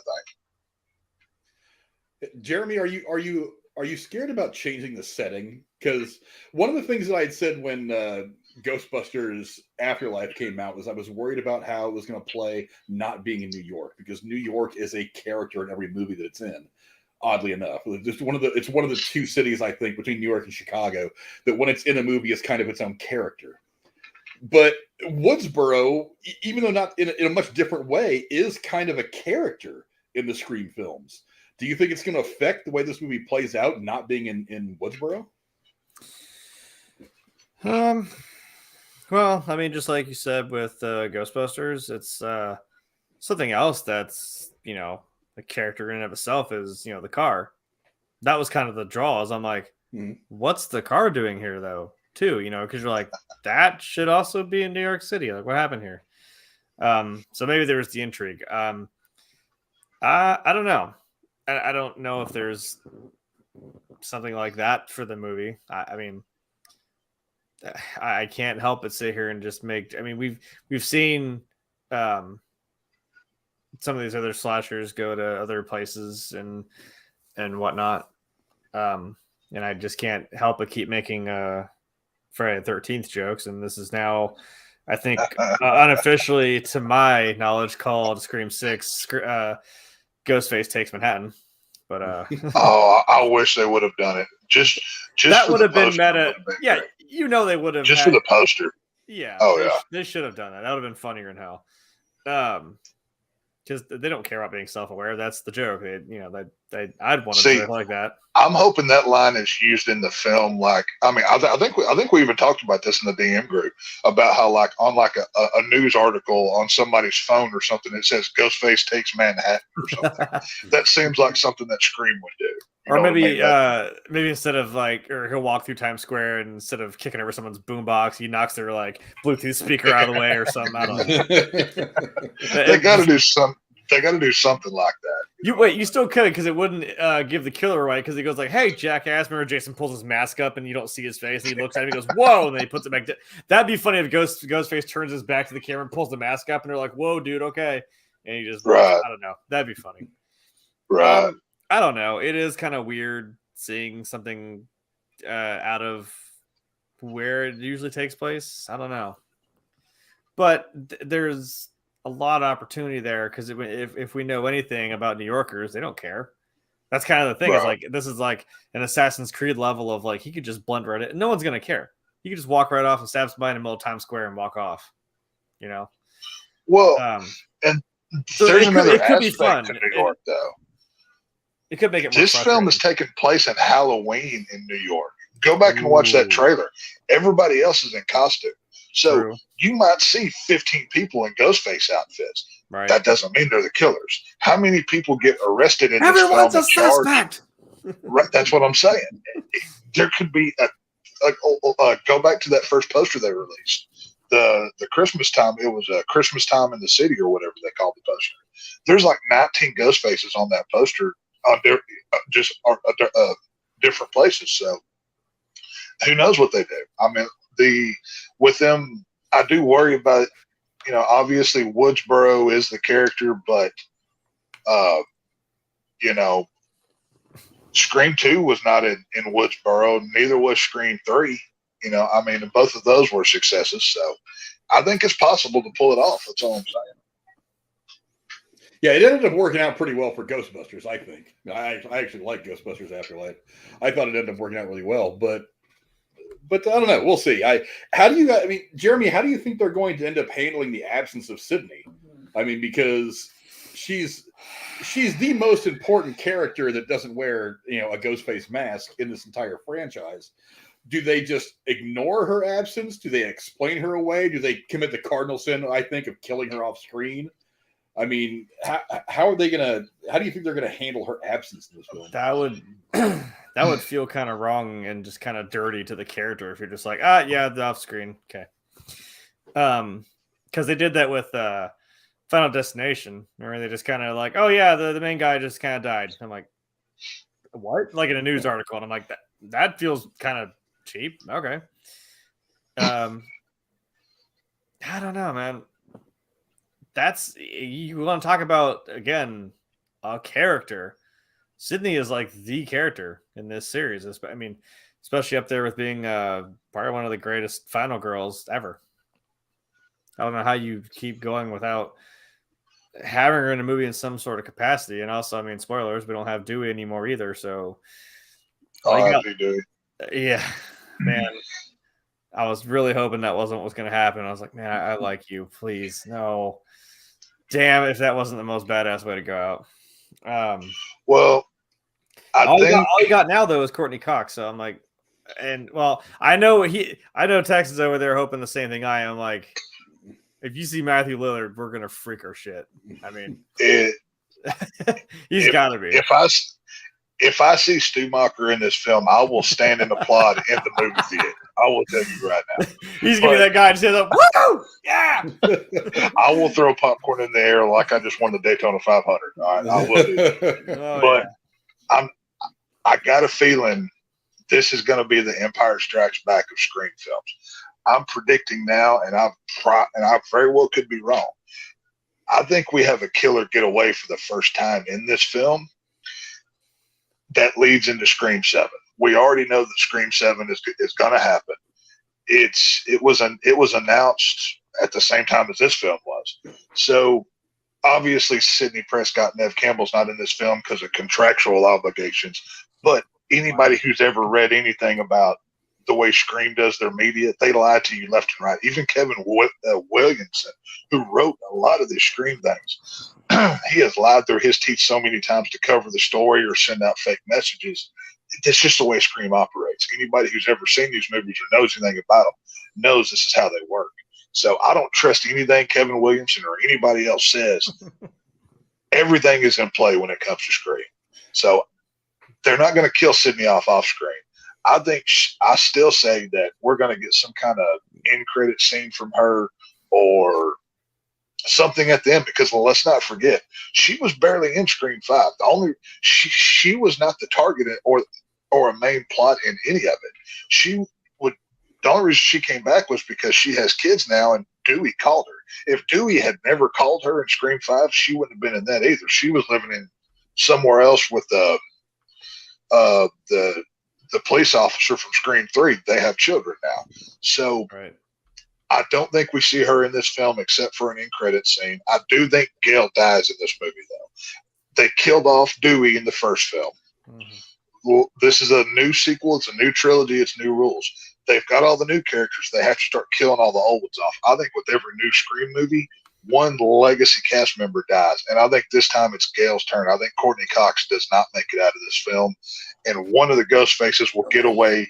That leads to Scream 7, where you see Stu Macher, and it reveals he was behind it the whole time. I'm putting that in my predictions right now. So we'll see. Could be.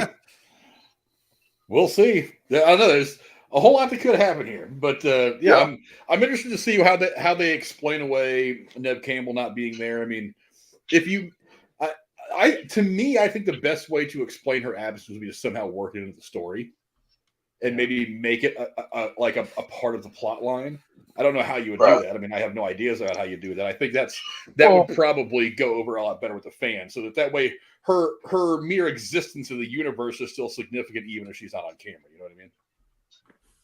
Well, they can simply explain it as, oh, well, she went home to her kids. You know, I mean, if how they brought her into it in Scream 5 was, oh, hey, it's Dewey, Ghostface is back, and then she shows back up. They can just as easily have Gail talking on a cell phone to Sydney and wherever she lives now, and she's being a mom. She's doing her thing, because at the end of Scream 5, when she's sitting on the back of that ambulance or on the bumper, we could never see Sydney Prescott again, and to be honest, we don't need her going forward. Scream films do not need Sydney Prescott unless the killer is related to those crimes. So Scream is not like Halloween or whatever, where it's tied to one victim. We can move on past Sydney and have successful movies. So I think we're going to have it with this one. I think Scream 6 is going to be a big success. I'm excited for it. I don't know. It's going to be interesting to see how they do things without her. But go down in the comments below. Let us know what you guys think of all the movies we picked out so far. Now, let's see. Now, I've got I did not rank my movies. I think Jeremy did. I don't know if Tex did or not, but Jeremy did. I did. I did, yeah. The only one that I'm saving for last is the one that right now is my most anticipated. But one of the movies that I'm really interested in seeing, I love the Miss Marvel TV show. I like Captain Marvel more than most, and I'm really interested to see what direction they start sending the MCU in now. And that's the Marvels. Look, I thought that Captain Marvel was a fun, like 80s, 90s buddy cop thing between her and Samuel Jackson. Well, 80s and 90s. It was a very Tango and Cash kind of 48 hours kind of romp like that while existing in the Marvel universe.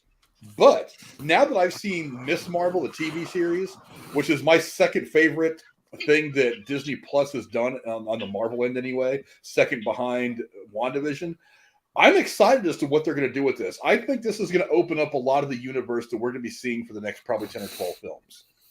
I'm intrigued by the post-credit scene of Miss Marvel.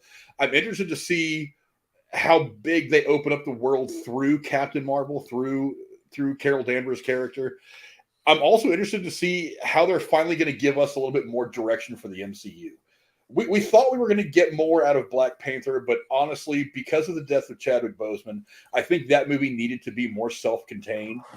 I mean, sure, it introduced us to Namor, who is going to be back around at some point, but I mean, it needed to do its own thing because of what it had to deal with the loss of its star. So now I think we're going to start getting into the meteor stuff that's going to be coming in the MCU. And I think this movie is going to be a lot of fun. Either it's going to be a lot of fun or it's going to bomb. I don't know that there's going to be an in-between for this movie. I'm confident in it. because I feel like Marvel's going to start to get things back on track. Yes, Phase 4 was a little rocky. A couple of really good entries, a couple that just didn't quite land. A lot of it was Disney Plus stuff. A lot of it was the episodic stuff on the television shows, which is a very different way to tell the story that is the MCU. But I want to see where this is going moving forward, because we've got to start expanding the MCU out to tell some of these other stories. This is going to be the perfect place to do it for me, I think. Yes, we've got some other movies coming up before it in the MCU. We've got Ant-Man and the Wasp, Quantumania comes out first. What else am I thinking of? Hell, I forget. But also, I think this was probably the most likely the place where we're going to start to get a real reference to either A, mutants, or B, the Fantastic Four. Because you're going to have to start name dropping them more significantly at some point. Yeah, we had Reed Richards and Doctor Strange in the Multiverse of Madness. And Professor X. We still don't quite know what that was. But I'm leaning towards Professor X and Reed Richards in Doctor Strange 2. I'm leaning towards those being more fan service than what we're actually going to be seeing moving forward. I don't think Patrick Stewart's not coming back. I think he already said that this was like what he did this to kind of say goodbye to the character. He was done doing it. He didn't want to do it anymore. We're still not entirely sure what the deal is with John Krasinski and Reed Richards. Somebody said it was just fan service. They just did it to satisfy the fan casting stuff that's been going on for years.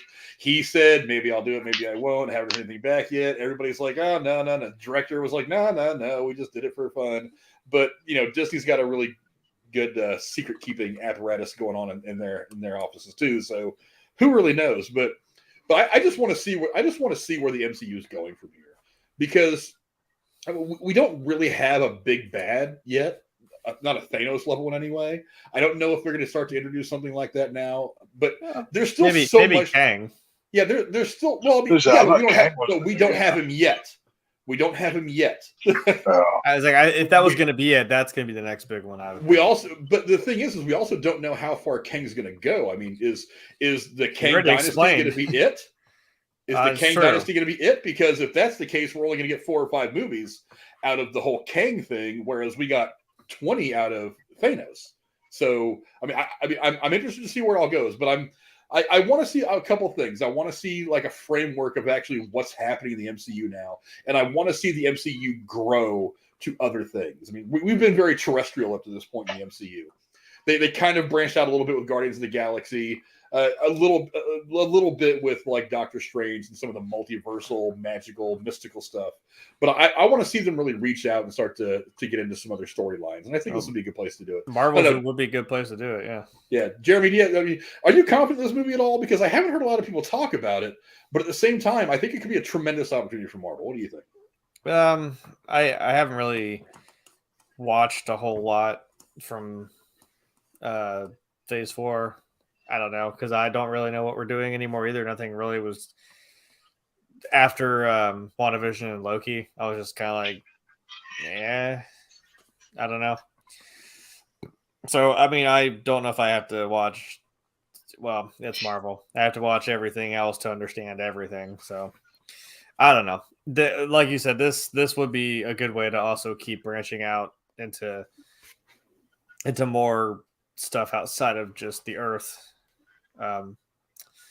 Because I think not necessarily Ultron, but like Thanos was like our first kind of like our little toe in the pond of, oh crap, there's stuff outside of here that's gonna come in and try and kill us all. So I felt like the Eternals I thought was gonna do that too, because I'm like, that's more world broadening than we'd really seen. So then I don't know.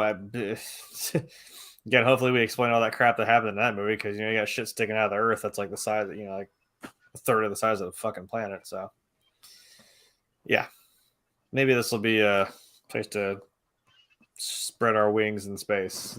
I actually saw something a while back on YouTube. Someone had hypothesized that the celestial that's sticking out of the Earth right now is actually made of adamantium, and that's how they're going to introduce adamantium. As somebody's been trying to mine that whatever, and that's what the metal is that they're made out of. Not a bad idea.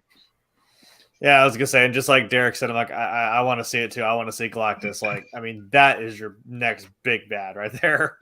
Right. So that's another step up. But again, like we've always said, once you get to Endgame, where do you go now? I'm like, don't fall back down the hill. I'm like, yeah, you got to keep going. I'm like, yeah, I know it just gets bigger and bigger and implodes on itself. But I would love to see Galactus, honestly. Yeah. Tex, I don't know. I mean, I know you're a Marvel fan. I know you've seen the movies. What do you think? Do you think that the Marvels can really push the MCU along to what's next?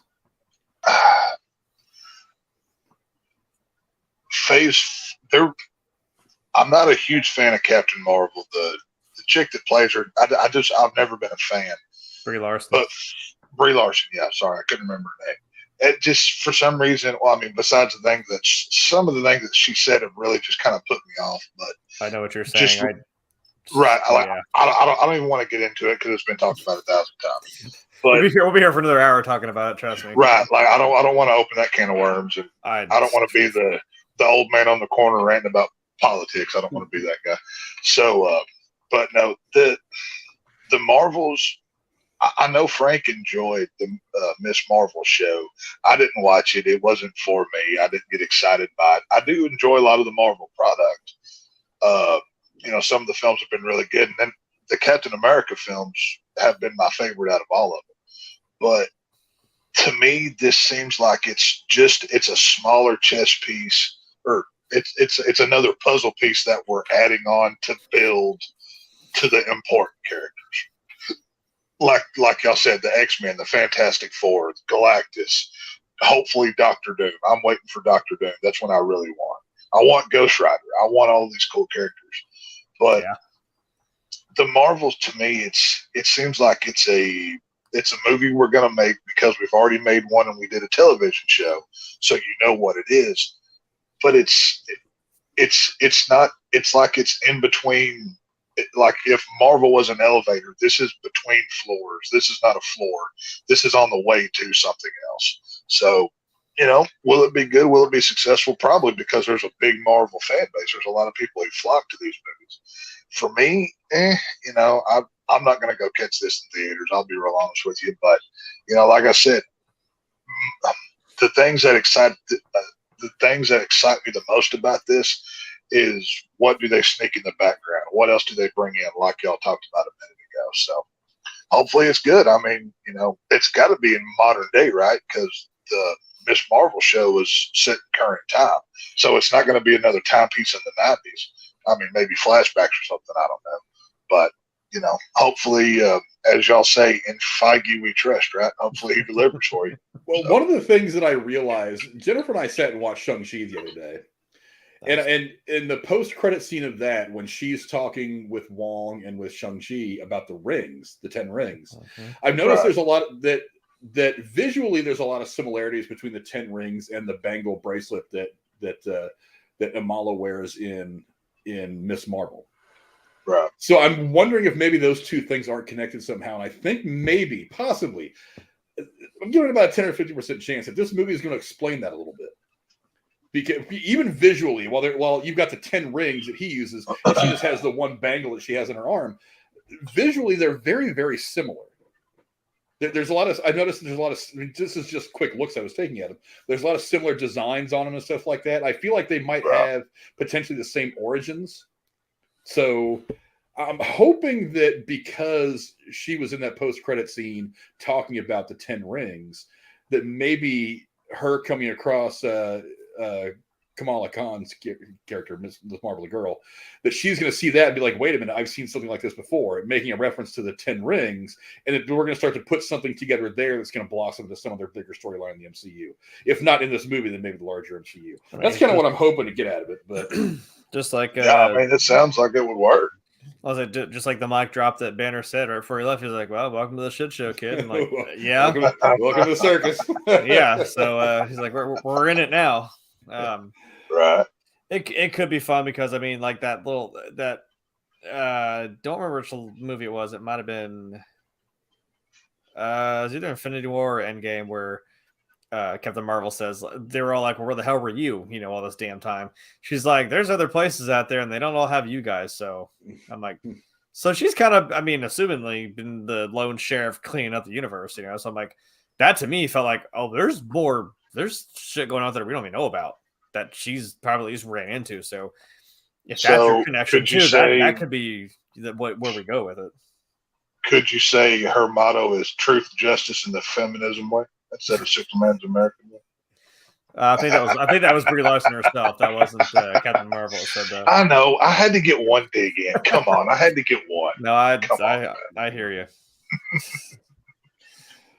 Yeah, I'm interested to see what the Marvels bring. So I don't know. If you don't like comments, so let us know. Let me know if you guys are excited as I am. I think there's a whole lot of potential for what the MCU could do here for storytelling moving forward. But we're going to see eventually. Jerry, what's the next movie? What's the last movie you want to talk about? I know what it is. You haven't brought it up yet, but I know what it is. Yeah, well, it probably shouldn't come as any surprise either. Once you see it. My number one is John Wick 4. Nice. Of course. Come on. You got to give it up for, I mean, also somebody that I have been told on numerous occasions that I look like. I mean, I wish I looked that good. Even beaten to a pulp and blood in the hair and slicking it back with a suit. And see, he does do the patchy beard right. I just have patchy. So, but man, what was it? The first movie was like back in 2014 or something. Something man, like that, yeah. I saw that and man, I was hooked. And from there, it has been just a nonstop, just fucking ride, man. Just been getting bigger and bigger, and the world's just been getting more and more insane and more rich with its own lore. And honestly, you know what? I don't ever get tired. What was it? 3 even, man. Like if I'm in my seat going like, whoa, God, Jesus, shit. When he's throwing a fucking axe in someone's head and shit, and I'm like, someone's getting their fucking neck cracked by a horse. I'm like, this is insane. Eat your heart out, Jason Voorhees. This guy has figured out so many different ways to kill somebody. Oh, and not just John with guns, Wick versus man. Jason Voorhees. I want that movie. I like it. Well, maybe Michael Myers, because remember Michael Myers ate that puppy. What if he ate John Wick's dog? I mean, that's it. He does eat dogs. There's your movie. Holy crap! We're Hollywood. Call us. Why are you not got us on the payroll yet? Loomis shot him 6 times. I mean, how many times is John Wick going to shoot Michael Myers? He'll shoot him with 6 guns at one time. He's going to up the ante. You know what I mean? Right.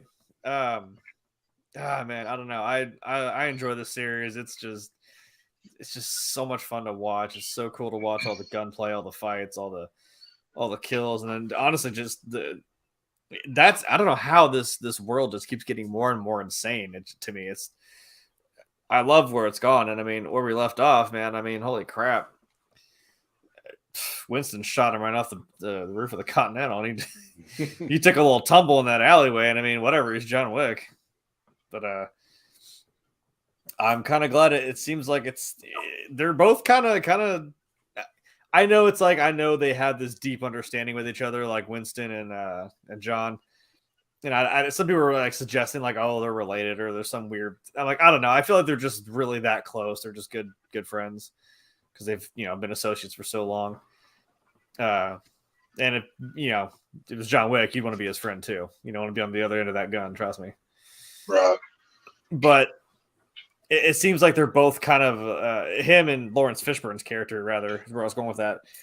Both seem like they've been on the end, kind of being scorned and left for dead, basically. And they're, when he says like, "Hey, John, you pissed off?" And he's like, "Yeah." I'm like, "Oh shit! Oh, here it fucking goes." I'm like, I want to see these two guys just fucking take on. I don't even care what, if they take on the high table, they take on whoever. It's all because of a damn dog, man. What would happen if like you cut? What would happen if like John Wick got cut off in traffic one day or something, or like somebody jumped in front of him in line at Walmart? How mad would he get? I'm just curious. I don't know if he's gonna shove a pencil through someone's ear cavity, but you ding up his car, maybe. Yeah, I mean, he was at the beginning of the second movie. He went back in there and tore all them up just to go get his car back. So right, like you you're shopping and like your shopping buggy accidentally dings his car door or something. Like, does he like go massacre your family now? Or I mean, what's the rules for this guy? So. Well, he's not. That's the funny thing about it is he's not illogical. He might just say, "Hey, maybe you give me your insurance information."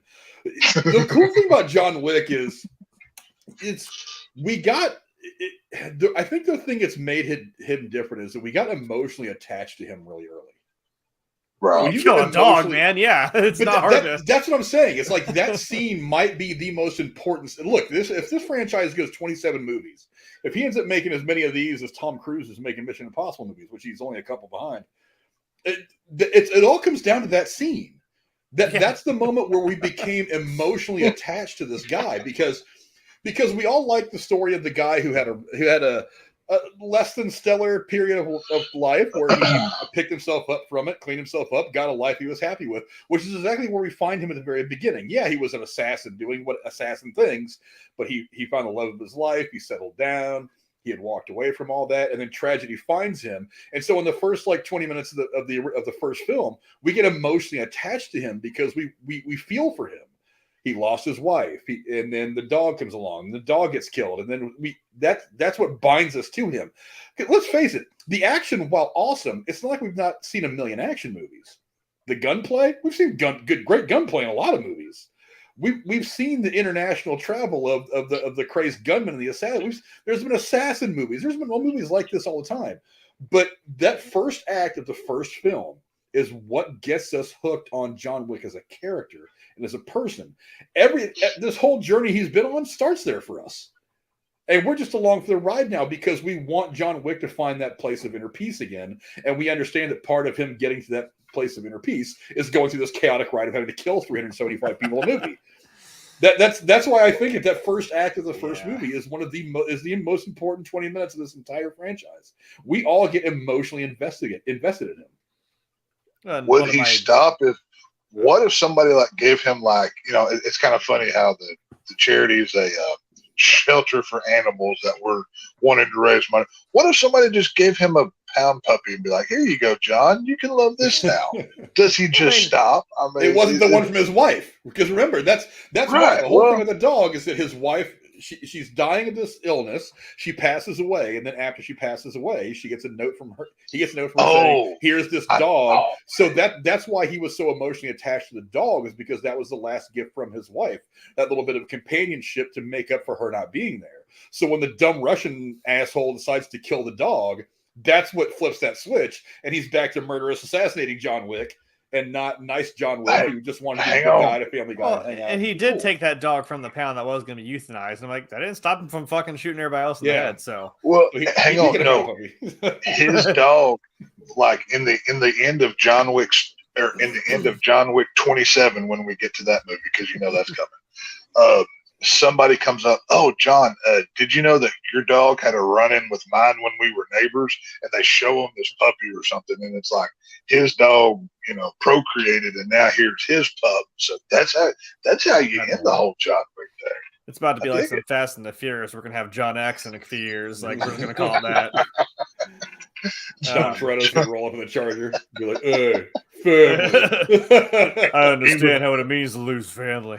Even the dogs are family, or something like that. You know what I mean? It's gonna be great. They blew up Dom Toretto's house, and I'm not nearly as emotionally invested in that. It's gonna be John, and then his dog in the jar seat of the other car instead of Paul Walker riding down the fucking road. They blew up his house. They killed Han, then brought him back. They killed the woman he had the baby with. And I'm still not as emotionally invested in that character as I am John Wick. Yeah. That's the best part. That's just hilarious. But I don't know. But let us know what you guys think. Jeremy's most anticipated film, John Wick Chapter 4. I can't argue against that either, because I'm ready to see that movie. I'm ready for it. There's such a simplicity to this entire franchise. Right. It's like I talk a lot. I've said it before. The Expendables. I mean, that franchise doesn't pretend to be what it's not. It's one-liners, it's action, it's a bunch of old action stars that we're used to seeing doing actiony things. And it's super entertaining because it doesn't pretend to be what it's not.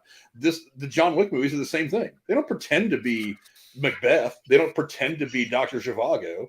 It's a long-running revenge tale where people keep putting themselves in this guy's way, and the only option he has is to fight through him. And like I said, the first 20 minutes of the first movie, we got emotionally invested in this guy. We want to see him get through it all to the end. Whether that end be his death or that end be back at his house with the windows all fixed up and the house not fucked up from gunfights and him just sitting there chilling out watching TV with his dog. However it ends, the journey is going to be the fun part. But get on a console. Let us know what you guys think. Tex, what's the most anticipated movie you have coming up in 2023? This decision was easy. It wasn't even close. An early nominee for Golden Chainsaw of 2023, and that's Saw X, baby. We're getting Saw 10. Tobin Bell is back. We're going back to the glorious world of Saw, of self-mutilation and people getting just torn to bits, and I can't wait for it. Shawnee Smith, Amanda, is also making a return to this film. This is going back in the timeline before Saw 3, from what I understand, and I cannot wait. You know, the callbacks to who else is going to be back. Do we get Hoffman back? Do we see Logan? You know, some of the other apprentices. Do we get Dr. Gordon back? Yeah, I was gonna say. You know, do we get like Donnie Wahlberg's character? Like, do we see Donnie Wahlberg come back before he got his head smashed in with ice bricks? You know. Saw is my favorite franchise as a whole. I adore these films. They're a yearly rewatch for me, except for Spiral, because Chris Rock killed the Saw franchise. You know, he deserved to be slapped for that. So, that's fair. I'm not spiteful at all or anything. I know. It's not a thing for me. But yeah, no, Saw X. It's getting an October release. So if it's, as the tagline was always used, if it's Halloween, it must be Saw. So I know Drew's looking forward to this one as well. Him and I are both big Saw guys. So yeah, there's no, like I said, this wasn't even a close decision for me. You give me more Jigsaw, baby. That's what I need. I love it. Jeremy, what do you think? I mean, you're the other horror expert, horror aficionado. Are you excited for Saw X? Well, I mean, throw up the X, baby. Des Bryant. If I'm throwing up an X, I'm throwing it up for T'Challa, or I'm throwing it up for fucking Wolverine. Don't. I sure as hell am not throwing it up for Jason or for Fast and Furious. So no. I don't know, man. I watched Saw, like, I think I've mentioned this, like, it was one of those, like, I mean, I was in maybe like middle school or so when it came out, so maybe the first 3 or 4 had been out like when I was in high school, and then I was like, oh, we should like watch it, you know, we're young teenagers, we're like, oh, we're watching a scary movie, man. It's like, oh, this is because this is that time. This is now. I was in that, like, oh crap, now we're getting gory, and now we're getting like in your face, people getting torn apart, ripped apart by, you know, all kinds of wild shit. I've already dropped F-bombs. I was gonna say I can't say the stuff on YouTube. I'm like, whatever. If you've seen the movies, you know what I'm talking about. It's some insane stuff. I mean, now it's like, oh yeah, I've seen all that crap before. But I mean, I can't deny this is a big franchise. That's, I mean, I don't know what to say, but it's stuck around this whole time. So I don't know. I've said that I liked up through the 4th movie. No, I'm sorry. Yes, I liked up through the 4th movie. I watched 5, and I think I watched 6, but I just kind of fell off after that. I couldn't do it. And I was kind of just getting to the point where I'm like, do I want to be excited? I mean, yeah, there's always the kills and the traps, but I'm also like, what is happening? What's going on? Who's doing who to what now? And I was just confused. I'm like, wow, the 2 detectives look exactly like the same grizzled cop, 5 o'clock shadow, middle-aged white guy. I'm like, I don't know who's doing what to who and who's. There was a twist. It was really this guy, and he was not the bad one. He's the bad one. I'm like, I'm so goddamn lost. I don't know. So I kind of gave up on it. I kind of watched other people just kind of give the cliff notes and reviews of it. So I understand what's going on, but I don't know if it's just ridiculous. That's like, oh my God, Carrie Ellis was there the whole time. No, he wasn't. Shut up. You just want to think you had a gotcha moment. You didn't. You're just like, it's Carrie Ellis. Remember him? You go watch Saw 2, and you tell me that surgeon doctor who's hobbling because he cut his own dadgum foot off in the last movie, that ain't Carrie Ellis, Dr. Gordon, sir. I would argue that left and right. I'm still mad. Adam was done dirty. He left him there to die. Hey, that was Amanda's fault. That was not Jigsaw's fault. Well, really, none of this is Jigsaw's fault, to be fair. Well, Adam's key in the first movie was not meant to go down the drain. That was Adam's own undoing. Jigsaw wanted him to get loose, but that's the opening. That's the thing. You see, boop, boop, boop, boop, the first 3 seconds is that going right down the drain, and then him popping out of the tub. I'm like, oh, well, yeah. You don't learn until later, like, oh shit, that was the key I needed to, to get out. But I mean, if that wasn't the whole point anyway, is that you had to have that kind of resolve to be able to cut your own damn foot off to want to live and get out of the trap. But oh yeah. I mean, I'm not gonna say. Yeah. I mean, dude, that bombed. I mean, oh my god, can you think of a better ending than that first when he stands the fuck up and then you're like, oh, that was him. Oh my god, it's just like eating away in the back of your mind. Favorite moment in horror. I'll be honest with you. That may be my favorite moment. That might be one of my favorite moments in Momi. Favorite movie moments of all. He's like speechless because you're thinking about it. Like you just see him stand up and he's like, "The game's over." Shuts the door. I was like, I can hear that Saw music building in my head just like it is at the end of those movies. The dramatic end. Yeah. Oh yeah. I wish James Wan was coming back for this movie. Obviously he created it, but it's Kevin Greuter is he directed Saw 6 and 7, I believe. He's coming back to make this movie. And, confirm we're getting Tobin Bell and Shawnee Smith, Jigsaw and Amanda back. Like I said, I'm hoping Hoffman comes back because he's my personal favorite disciple of Jigsaw. He was the detective that you were talking about. Yeah. Vicious. He might be the best Jigsaw, even better than John Kramer. But I love this franchise. I love everything about this franchise except for Spiral. So. He's not dying of cancer, so I mean, it's well, the story that I've heard. That is the fun part of it. It's like you got this hobbled man who's dying of cancer who still manages to do this. It's like, goddamn. If this is true, it sounds very interesting. Apparently, this story is supposed to take place in Mexico, and John is trying to get treatment for his condition that he has. And then something happens, and then the Saw game starts. Which, if that's true, that sounds very cool because that would break the mold of, oh, well, you woke up in a dungeon and you have to cut your neighbor's head off to survive or whatever you come up with. They're actually no, they're all supposed to have been able to work together, whatever that one was there. Right. Yeah. So together. Yeah. If the story of, John's traveling down south to get treatment, because if you saw Saw 5, you learned that, his insurance company didn't approve of the treatments in the Far East and everything else. So who knows? We'll see. It would make sense that he'd try other avenues. I mean, it's right. You do whatever you can do to get rid of your cancer. So, right. I mean, that makes sense. I'm about 5 movies disconnected from this series, so I don't know if I could really say. I don't know. I'm not denying its place in horror. I mean, for sure. Again, the first one, holy shit. How you are with The Last of Us, that's how I am with Saw. I hold this as it's like the Holy Grail. This is my Holy Grail franchise for me as a whole. I've said 1,000 times, my favorite individual film is Rob Zombie's Halloween, but my favorite series that I worship the whole thing besides Spiral is the Saw franchise, and I can't wait for Saw X. Well, I guess to be fair, that's a video game, but there will be a series of The Last of Us coming out soon. Maybe I can hold on to that. 10 days. 9 or 10 days, the show's coming out, dude. I can't wait. Yeah, we're coming up on it. But I like the first Saw movie. It's amazing. It's really, really hard to innovate in horror because we're all so used to kind of the general slasher film. Bad guy killing teenagers or bad guy going after and killing a group of these people, whatever.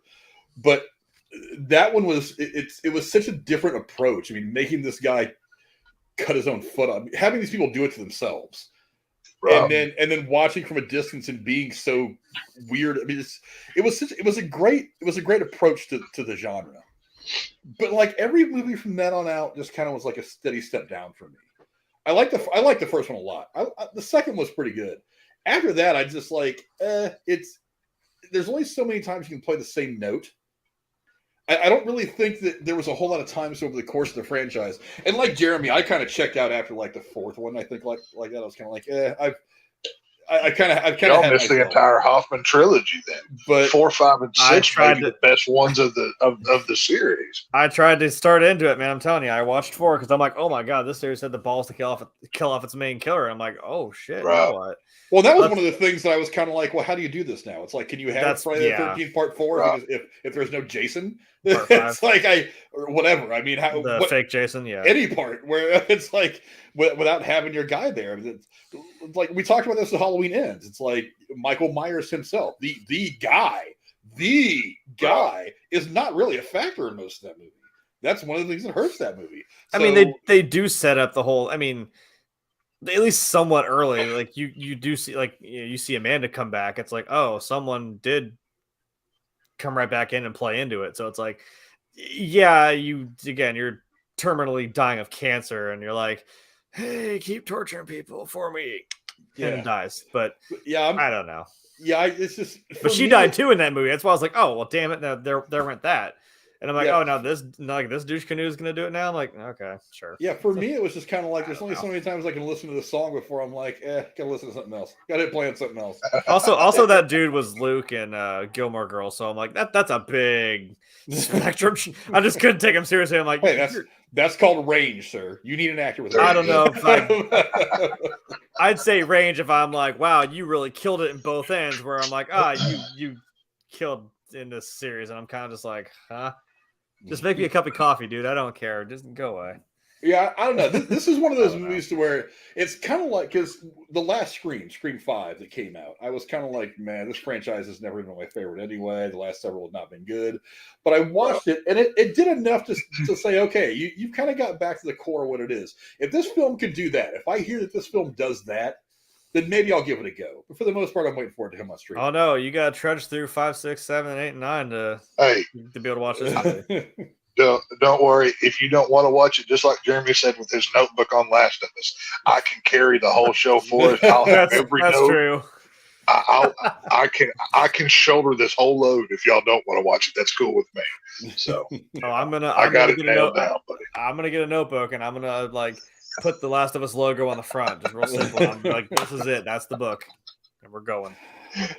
But the one more movie that I want to talk about, and Jeremy already alluded to it. Like I said, I didn't rank any of mine, but I say this one for last because this is my most anticipated. And Jeremy touched on it earlier as Oppenheimer. Yeah, I figured. This movie's got so much going for it. I mean, the cast is outrageous. Christopher Nolan, outrageous. The topic, outrageous. I mean, there is so many cylinders, and if this movie hits on all of them, you could be looking at a runaway winner of multiple Oscars, multiple other awards.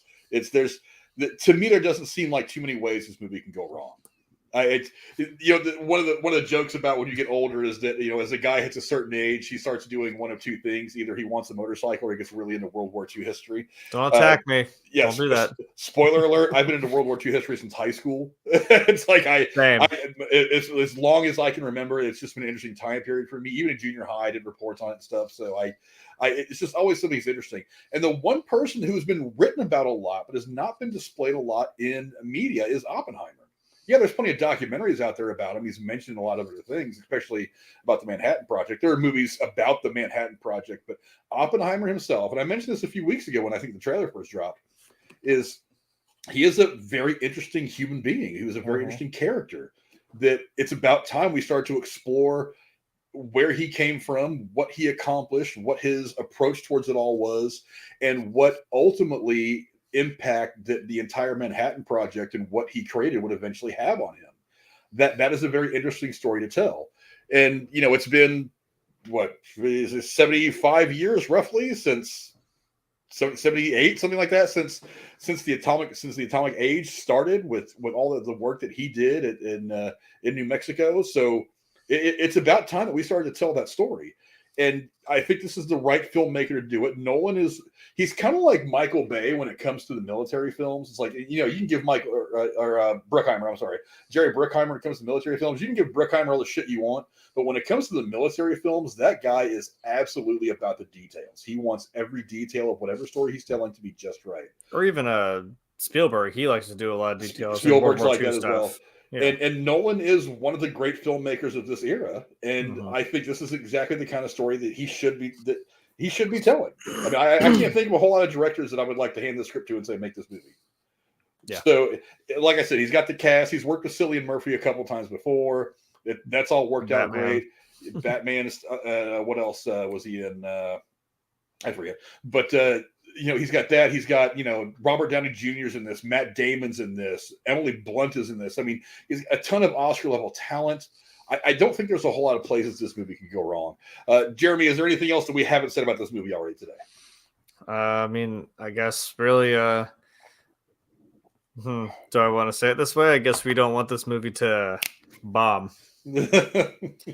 I was sitting on that. Well, you know, one of the things that's interesting about this movie, I didn't bring this up earlier because I wanted to save it, is that they actually use practical effects for the bomb sequence. That's what gets me, is because I was gonna say, like, you know, Nolan, he's no slouch, but he also loves practical effects. So I'm like, well, I don't know if you're actually gonna launch an atomic bomb. Yeah, obviously they aren't going to let him set off a nuclear blast. So I'm like, planet just to film it. But how are we going to do this, right? That's what I'm curious to see. Yeah, he did go through great pains to try to make sure that as much of the effects in this as he could was practical.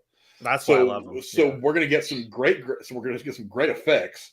We're going to get an amazing story. We're going to get some great talent doing great job acting. This movie's got a lot going for it, and it's you can as I sit here, I don't see this movie missing. But I mean, there's always a 1% chance. But I think this is going to be a pretty awesome movie. There's ways to probably make you can probably scale down and do some stuff with, like, make a convincing atomic bomb. You know what I mean? So, do you think Hiroshima would mind if we bombed them just one more time for the movie's sake? Just one more. That's all I'm asking for. Just for it's you can't do it once. Remember, you got to do it twice for science. That's how it works. Yeah. Okay. So twice. Gotcha. So twice. If we can do two, if we can get like a 6-camera shoot and bomb them twice, we can make sure we get a good shot. You know what I mean? That's all we got to do. Get one of the old bombers and just go up there and just put the doors open. You know, it's not like that would cause World War III or anything. It's just, you know what I mean? But for the sake of art, we must do it right. You know. No, you're gonna piss off Russia and North Korea that they didn't do it first. Yeah, to hell with them. But I mean, Tex, you know, we've been talking about this movie off and on for the last several weeks, especially after the first trailer dropped. Are you excited to see Oppenheimer? Oh yeah, no, it's like I said earlier. This is one that I want to see in IMAX. I think this has the epicness to it. This has big movie feel to it. This is, you know, I didn't rush out to the theater to see Avatar 2 or anything else, but I will go out to see this one. So yeah, I'm excited for it. I think it's going to be cool. I trust Christopher Nolan. He's not my favorite director, but you know, the man's good at what he does. You got to give him that much. So I think it's going to be a good film. Yeah, but inevitably, one of these movies is going to disappoint us. which maybe not inevitably, but we all usually, when we get these lists, like our top 5 most anticipated, we'll go see them all, and then one of them's not quite going to hit the mark. I'll start with you, Jeremy. Of your top 5 films, which film do you think has got the highest chance to disappoint you?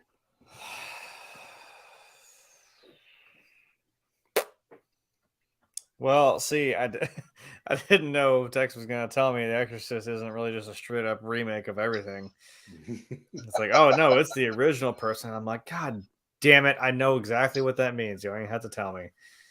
It probably fucking means it's some sequel to something, and who fucking cares? So that kind of throws a wrench in my thing. Out of those 5, initially I said Indiana Jones, because again, like I said, it's going to be, I assume, the last time, well, hopefully the last time, and I say that with all respect, that we see him as Indiana Jones. So how you end this is going to be really important. And I'm just like, I don't know what's in store, and I'm kind of scared. Like, what are we gonna do here?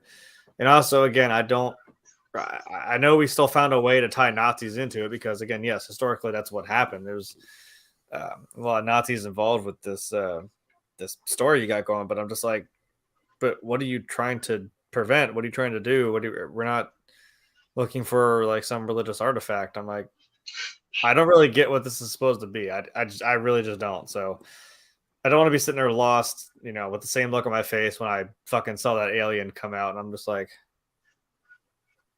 huh? You know, I would be sitting there with that look on my face the whole movie.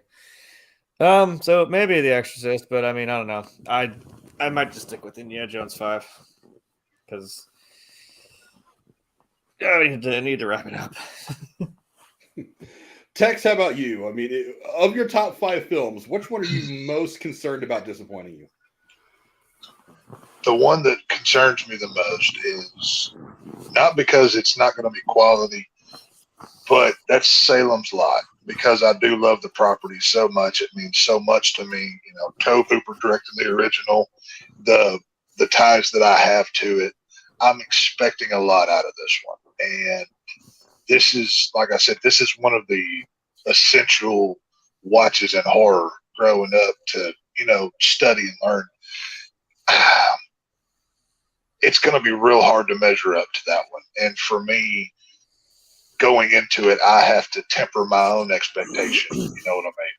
So I hope it's good. I want it to be good. But out of the 5 that I've presented here, that to me has the highest of likelihood of disappointing. So that's why it was number 5 for me and not any higher. Yeah, I'm kind of concerned with 2 of them. The one that's really got me concerned is Knock at the Cabin, because I mean, like I said, I love the trailer. There's a feeling I get from the trailer that makes me want to go see this movie, but it's M. Night Shyamalan, and he's in this weird period right now where it's like sometimes he'll find his stroke and he's just killing it, and other times he's just missing. And I don't know what he's done to find himself in this spot, but I could tell you exactly how he found himself in this fucking spot. Oh, I can tell you all about it. Like 2 seconds into the trailer, and I see M. Night Shyamalan. I'm like, nope, don't care. Goodbye.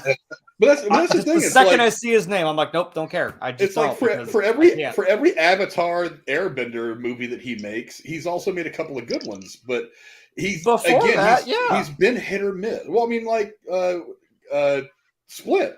Split was an amazing movie. But I'm like, but you already ruined me. Now I don't care to even watch your movies anymore because I'm like, I can't trust you. But when he came out with that, people were like, okay, has he gotten his groove back? Has he kind of found his creative center again? And then he comes out with Glass, and they were like, Glass isn't quite what we want it to be. And then comes the whole point of getting hit or miss. And I don't know. That's what worries me. The other one that worries me, I'm not going to lie, Christopher Nolan's got a way of making some movies really fucking confusing. And if he does with Oppenheimer what he's done with some other movies, that's really going to hurt my feelings, because I want Oppenheimer to be the best movie that I watched this year. Well, it's a historical thing. How do you don't don't take liberties with it like that. You know, it's not an original thing. But I know, but he's got a way of making, like, Interstellar wasn't as bad as Inception. Inception, I'm just like, dude, you're trying to bury me too deep in the minutia of this movie.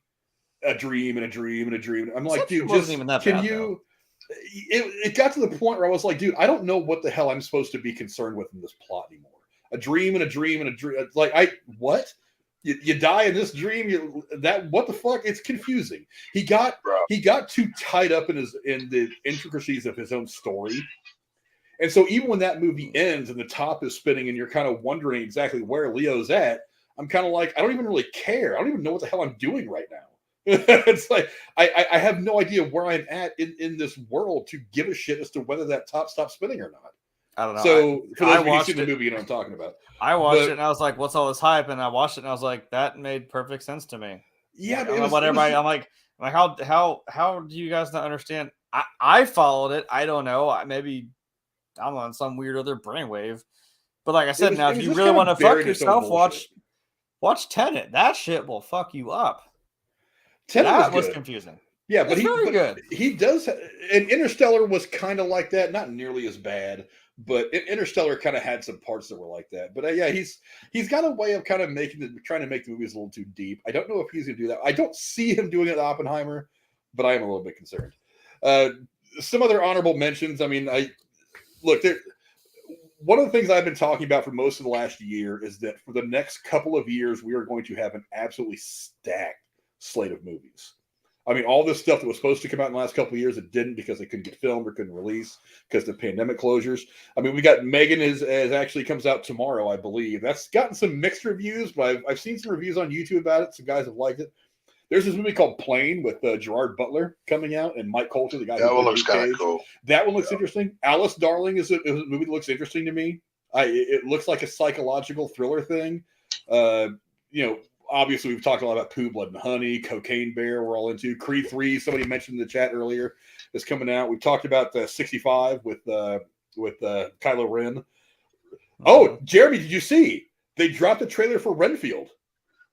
Yeah, that looks fun. The Nicolas Cage vampire movie. Oh, I didn't see it yet, but I put it in the Twitter room. So if you get a chance, go watch it. I didn't see that one yet. I'm intrigued. Yeah. I want to see one more trailer before I get my hopes up, but I'm looking at it and I'm like, this looks like a good Nicolas Cage movie. It looks interesting. But obviously Guardians of the Galaxy 3 is coming out. Spider-Man Across the Spider-Verse, Transformers, which I think Cora had on her list. Indiana Jones, Oppenheimer, the Marvels. Equalizer 3 comes out. Sometimes I kind of roll my eyes at the whole, 50, 60-year-old guy being an action star. But I mean, come on. It's fucking... it's Denzel. It's Denzel. He's such a badass in that role. Hell yeah. Expendables, I mentioned earlier, is coming out with a fourth one this year. Dune Part 2. I came this close to putting that on my list because I really love the first Dune film. I'm really eager to see where they go with that story. Again, it's very weird sci-fi. It's not action-y, space flights, explosions. It's a mix of like sci-fi, political kind of weirdness. I'm really interested to see that. Two movies that are slated to come out this year. I don't see them landing in theaters this year. One is a third Gremlins movie. I have not heard. Now, from what I've read about this, it was meant to be a straight up reboot, and then somehow it got worked into being a sequel.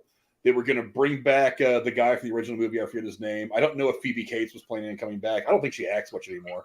But I haven't heard anything about that movie, and I don't see it. I don't see it coming out if I haven't heard anything about it by now. Again, maybe they've actually started filming it, and they've been keeping it under wraps. I don't know.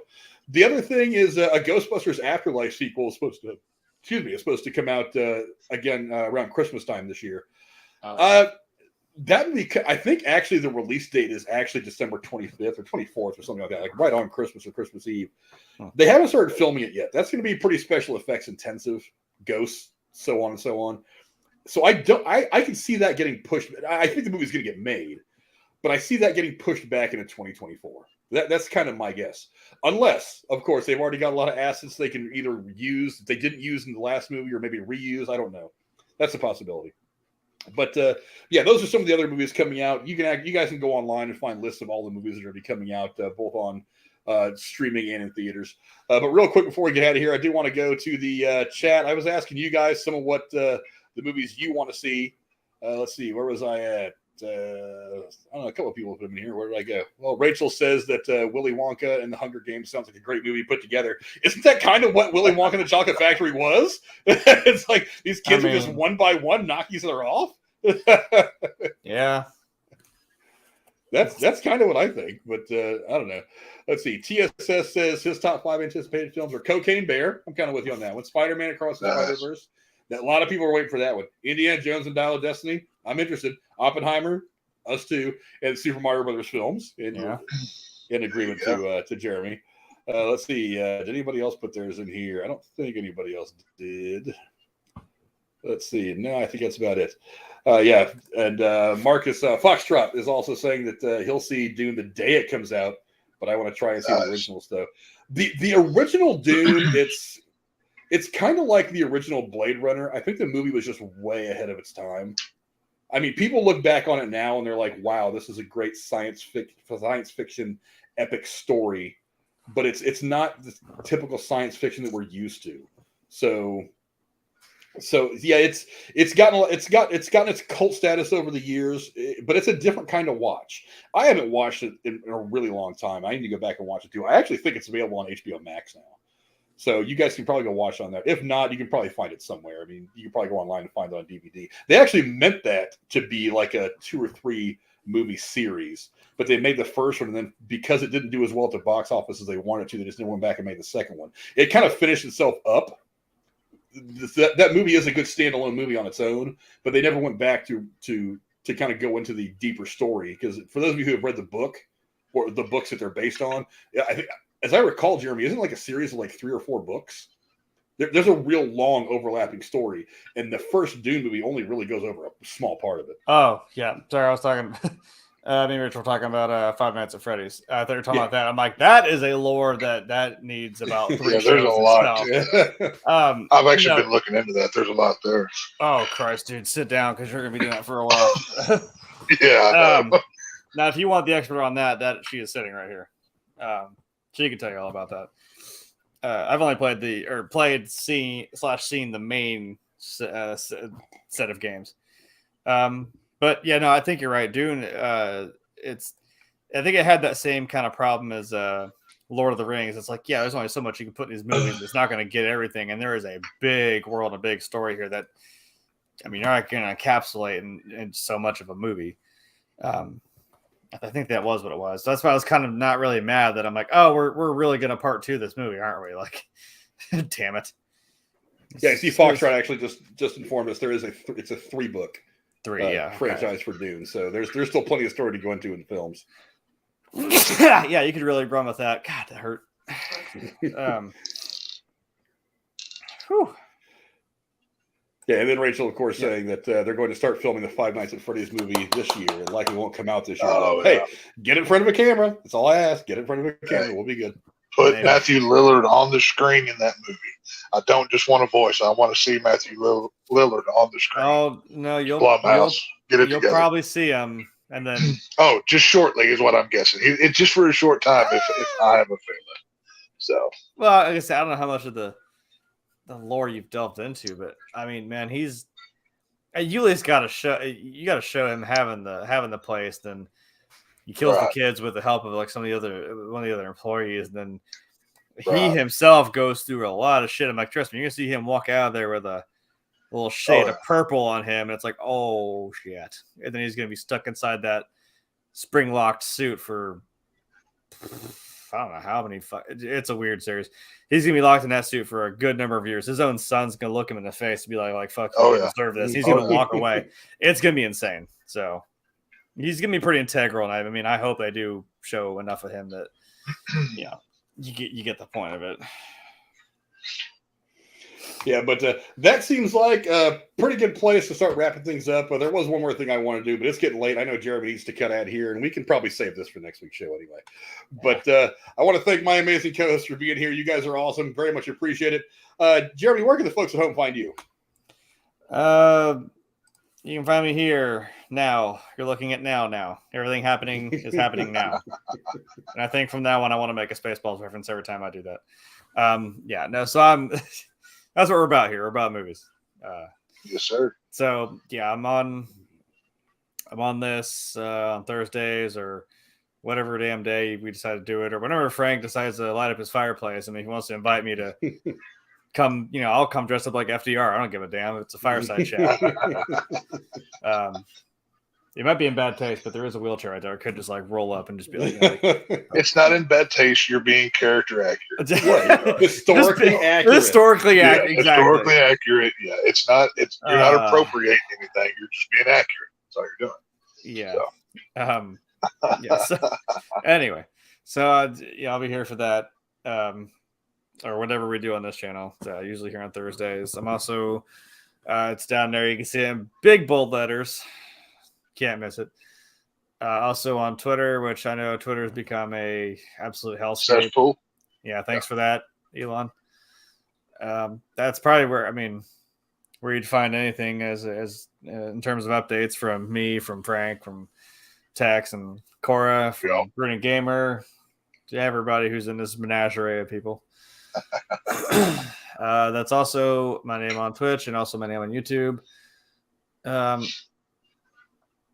In terms of that, since I'm the video game person, we know Last of Us is coming out, and I am beyond excited for that.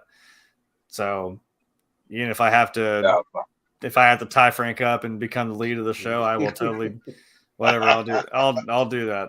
But I'll play the game afterward, just to compare notes, quite literally.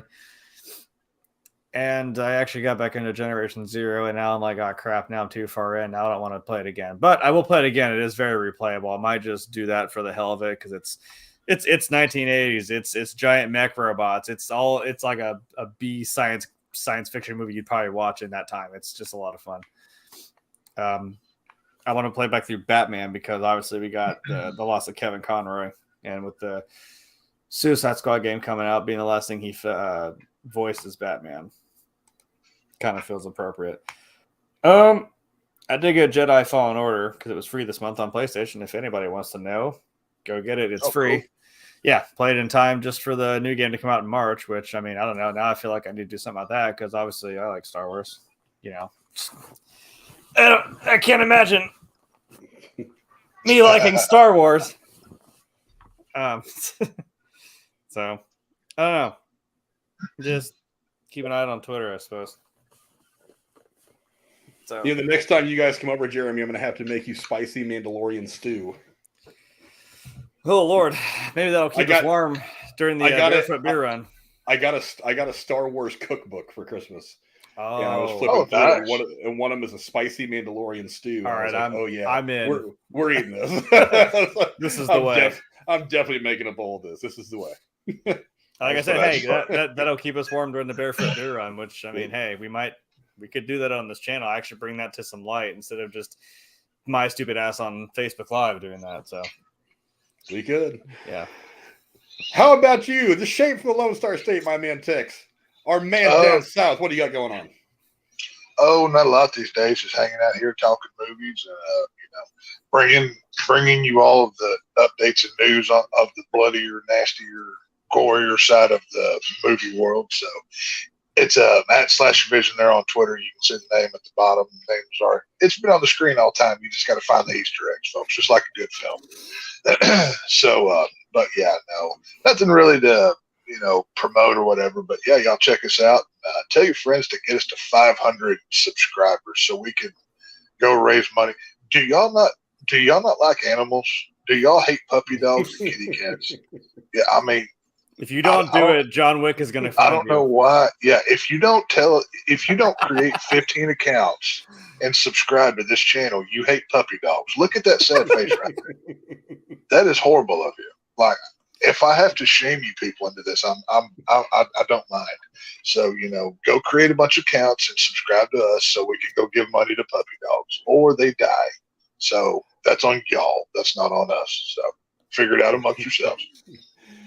Yeah, right. Don't you guys hate puppy dogs? What's up with that? Hey, look what not appreciating a puppy did for the guys with John Wick. I mean, those guys ended up getting murked. So, I mean, come on. Let's help the animals. Let's not forget what Old Yeller did to a generation. It traumatized people. A bunch of dogs are going to get that treatment if you don't eat out right now and subscribe to this channel. So, Cujo definitely dogs are going to die if you don't subscribe to this channel. Yeah. Millions you're going to get stuck. You're going to get stuck in a Ford Pinto in the middle of dead summer with a fucking rabbit-ass Saint Bernard. I don't expect you to watch from all 15 because that's unreasonable. But it takes like 5 minutes to create a Gmail account that you connect to YouTube, and you're done. That's all you got to do here, people. So just go do that. Very easy. So yeah. Yeah, so do what he said, damn it. So you can find me here every Thursday going over all the stuff that's going on in the world of TV, movies, and streaming. You'll see where I'm going to get with Jeremy and try to figure out my schedule. So that I really want to do The Last of Us breakdowns individually as their own videos. I'm going to try to work that out. If not, it'll be a part of the Thursday thing. But we're definitely going to at least once those episodes drop, we're definitely gonna start breaking those down for you. I can't wait. They come out. Oh, so. we could even set it up like Talking Dead. We can have like I can be in the little chair like Chris Hardwick. We can have the couch and just have us like. Oh, dude, I can't wait for this show. It's we gonna could be just sweet. set up your living room like that, and I'll do it. I can't wait. We could, but other than that, you guys can see me here doing all this stuff all the time. Yeah, my usual thing. Actually, there will be a fireside chat I'm planning on for Saturday night. So sometime Saturday night about 9, maybe 9 or 10 o'clock, maybe a little bit later on the evening. But I do have the fire pit set up out back now that we are fully sold into the house. So I will be putting some wood in the fire, lighting it up, and pouring me a couple of drinks. We're just going to talk about whatever the hell random stuff pops up. I mean, we'll go for as long as we go. We're going to have some fun. We'll have some conversation. And that'll be the first official fireside chat of 2023. Until then, we will see you guys later on. Thanks to all my great co-hosts. Thanks to all of you for hanging out with us. Good viewership tonight. I very much appreciate all of you. Don't forget, look down at the bottom. We have merch on Teespring. The link is in the description below.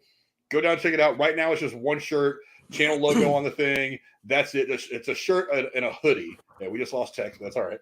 That's all right. Show's over anyway. But right now it's kind of limited, but there will be some more designs coming out as we move forward in the future. Jeremy's working on I'm working on one right now. Jeremy's working on a really cool one. If it sounds as cool as he's described it to me, I'm very, very eager to get it. But go check out that. I'll give you a little hint on my outro as to what it could be. Yeah, it's going to be cool. I haven't seen it yet, but he's been describing it to me, and I think it's going to be pretty awesome. So go check that out as well. Support us on Patreon if you'd like. Remember, we give away money for free movie tickets or really for whatever you want to spend it on. And we appreciate you guys very much again. Thank you very much. We very much love you guys for coming around and hanging out with us. We appreciate it. Until then, adios. See ya.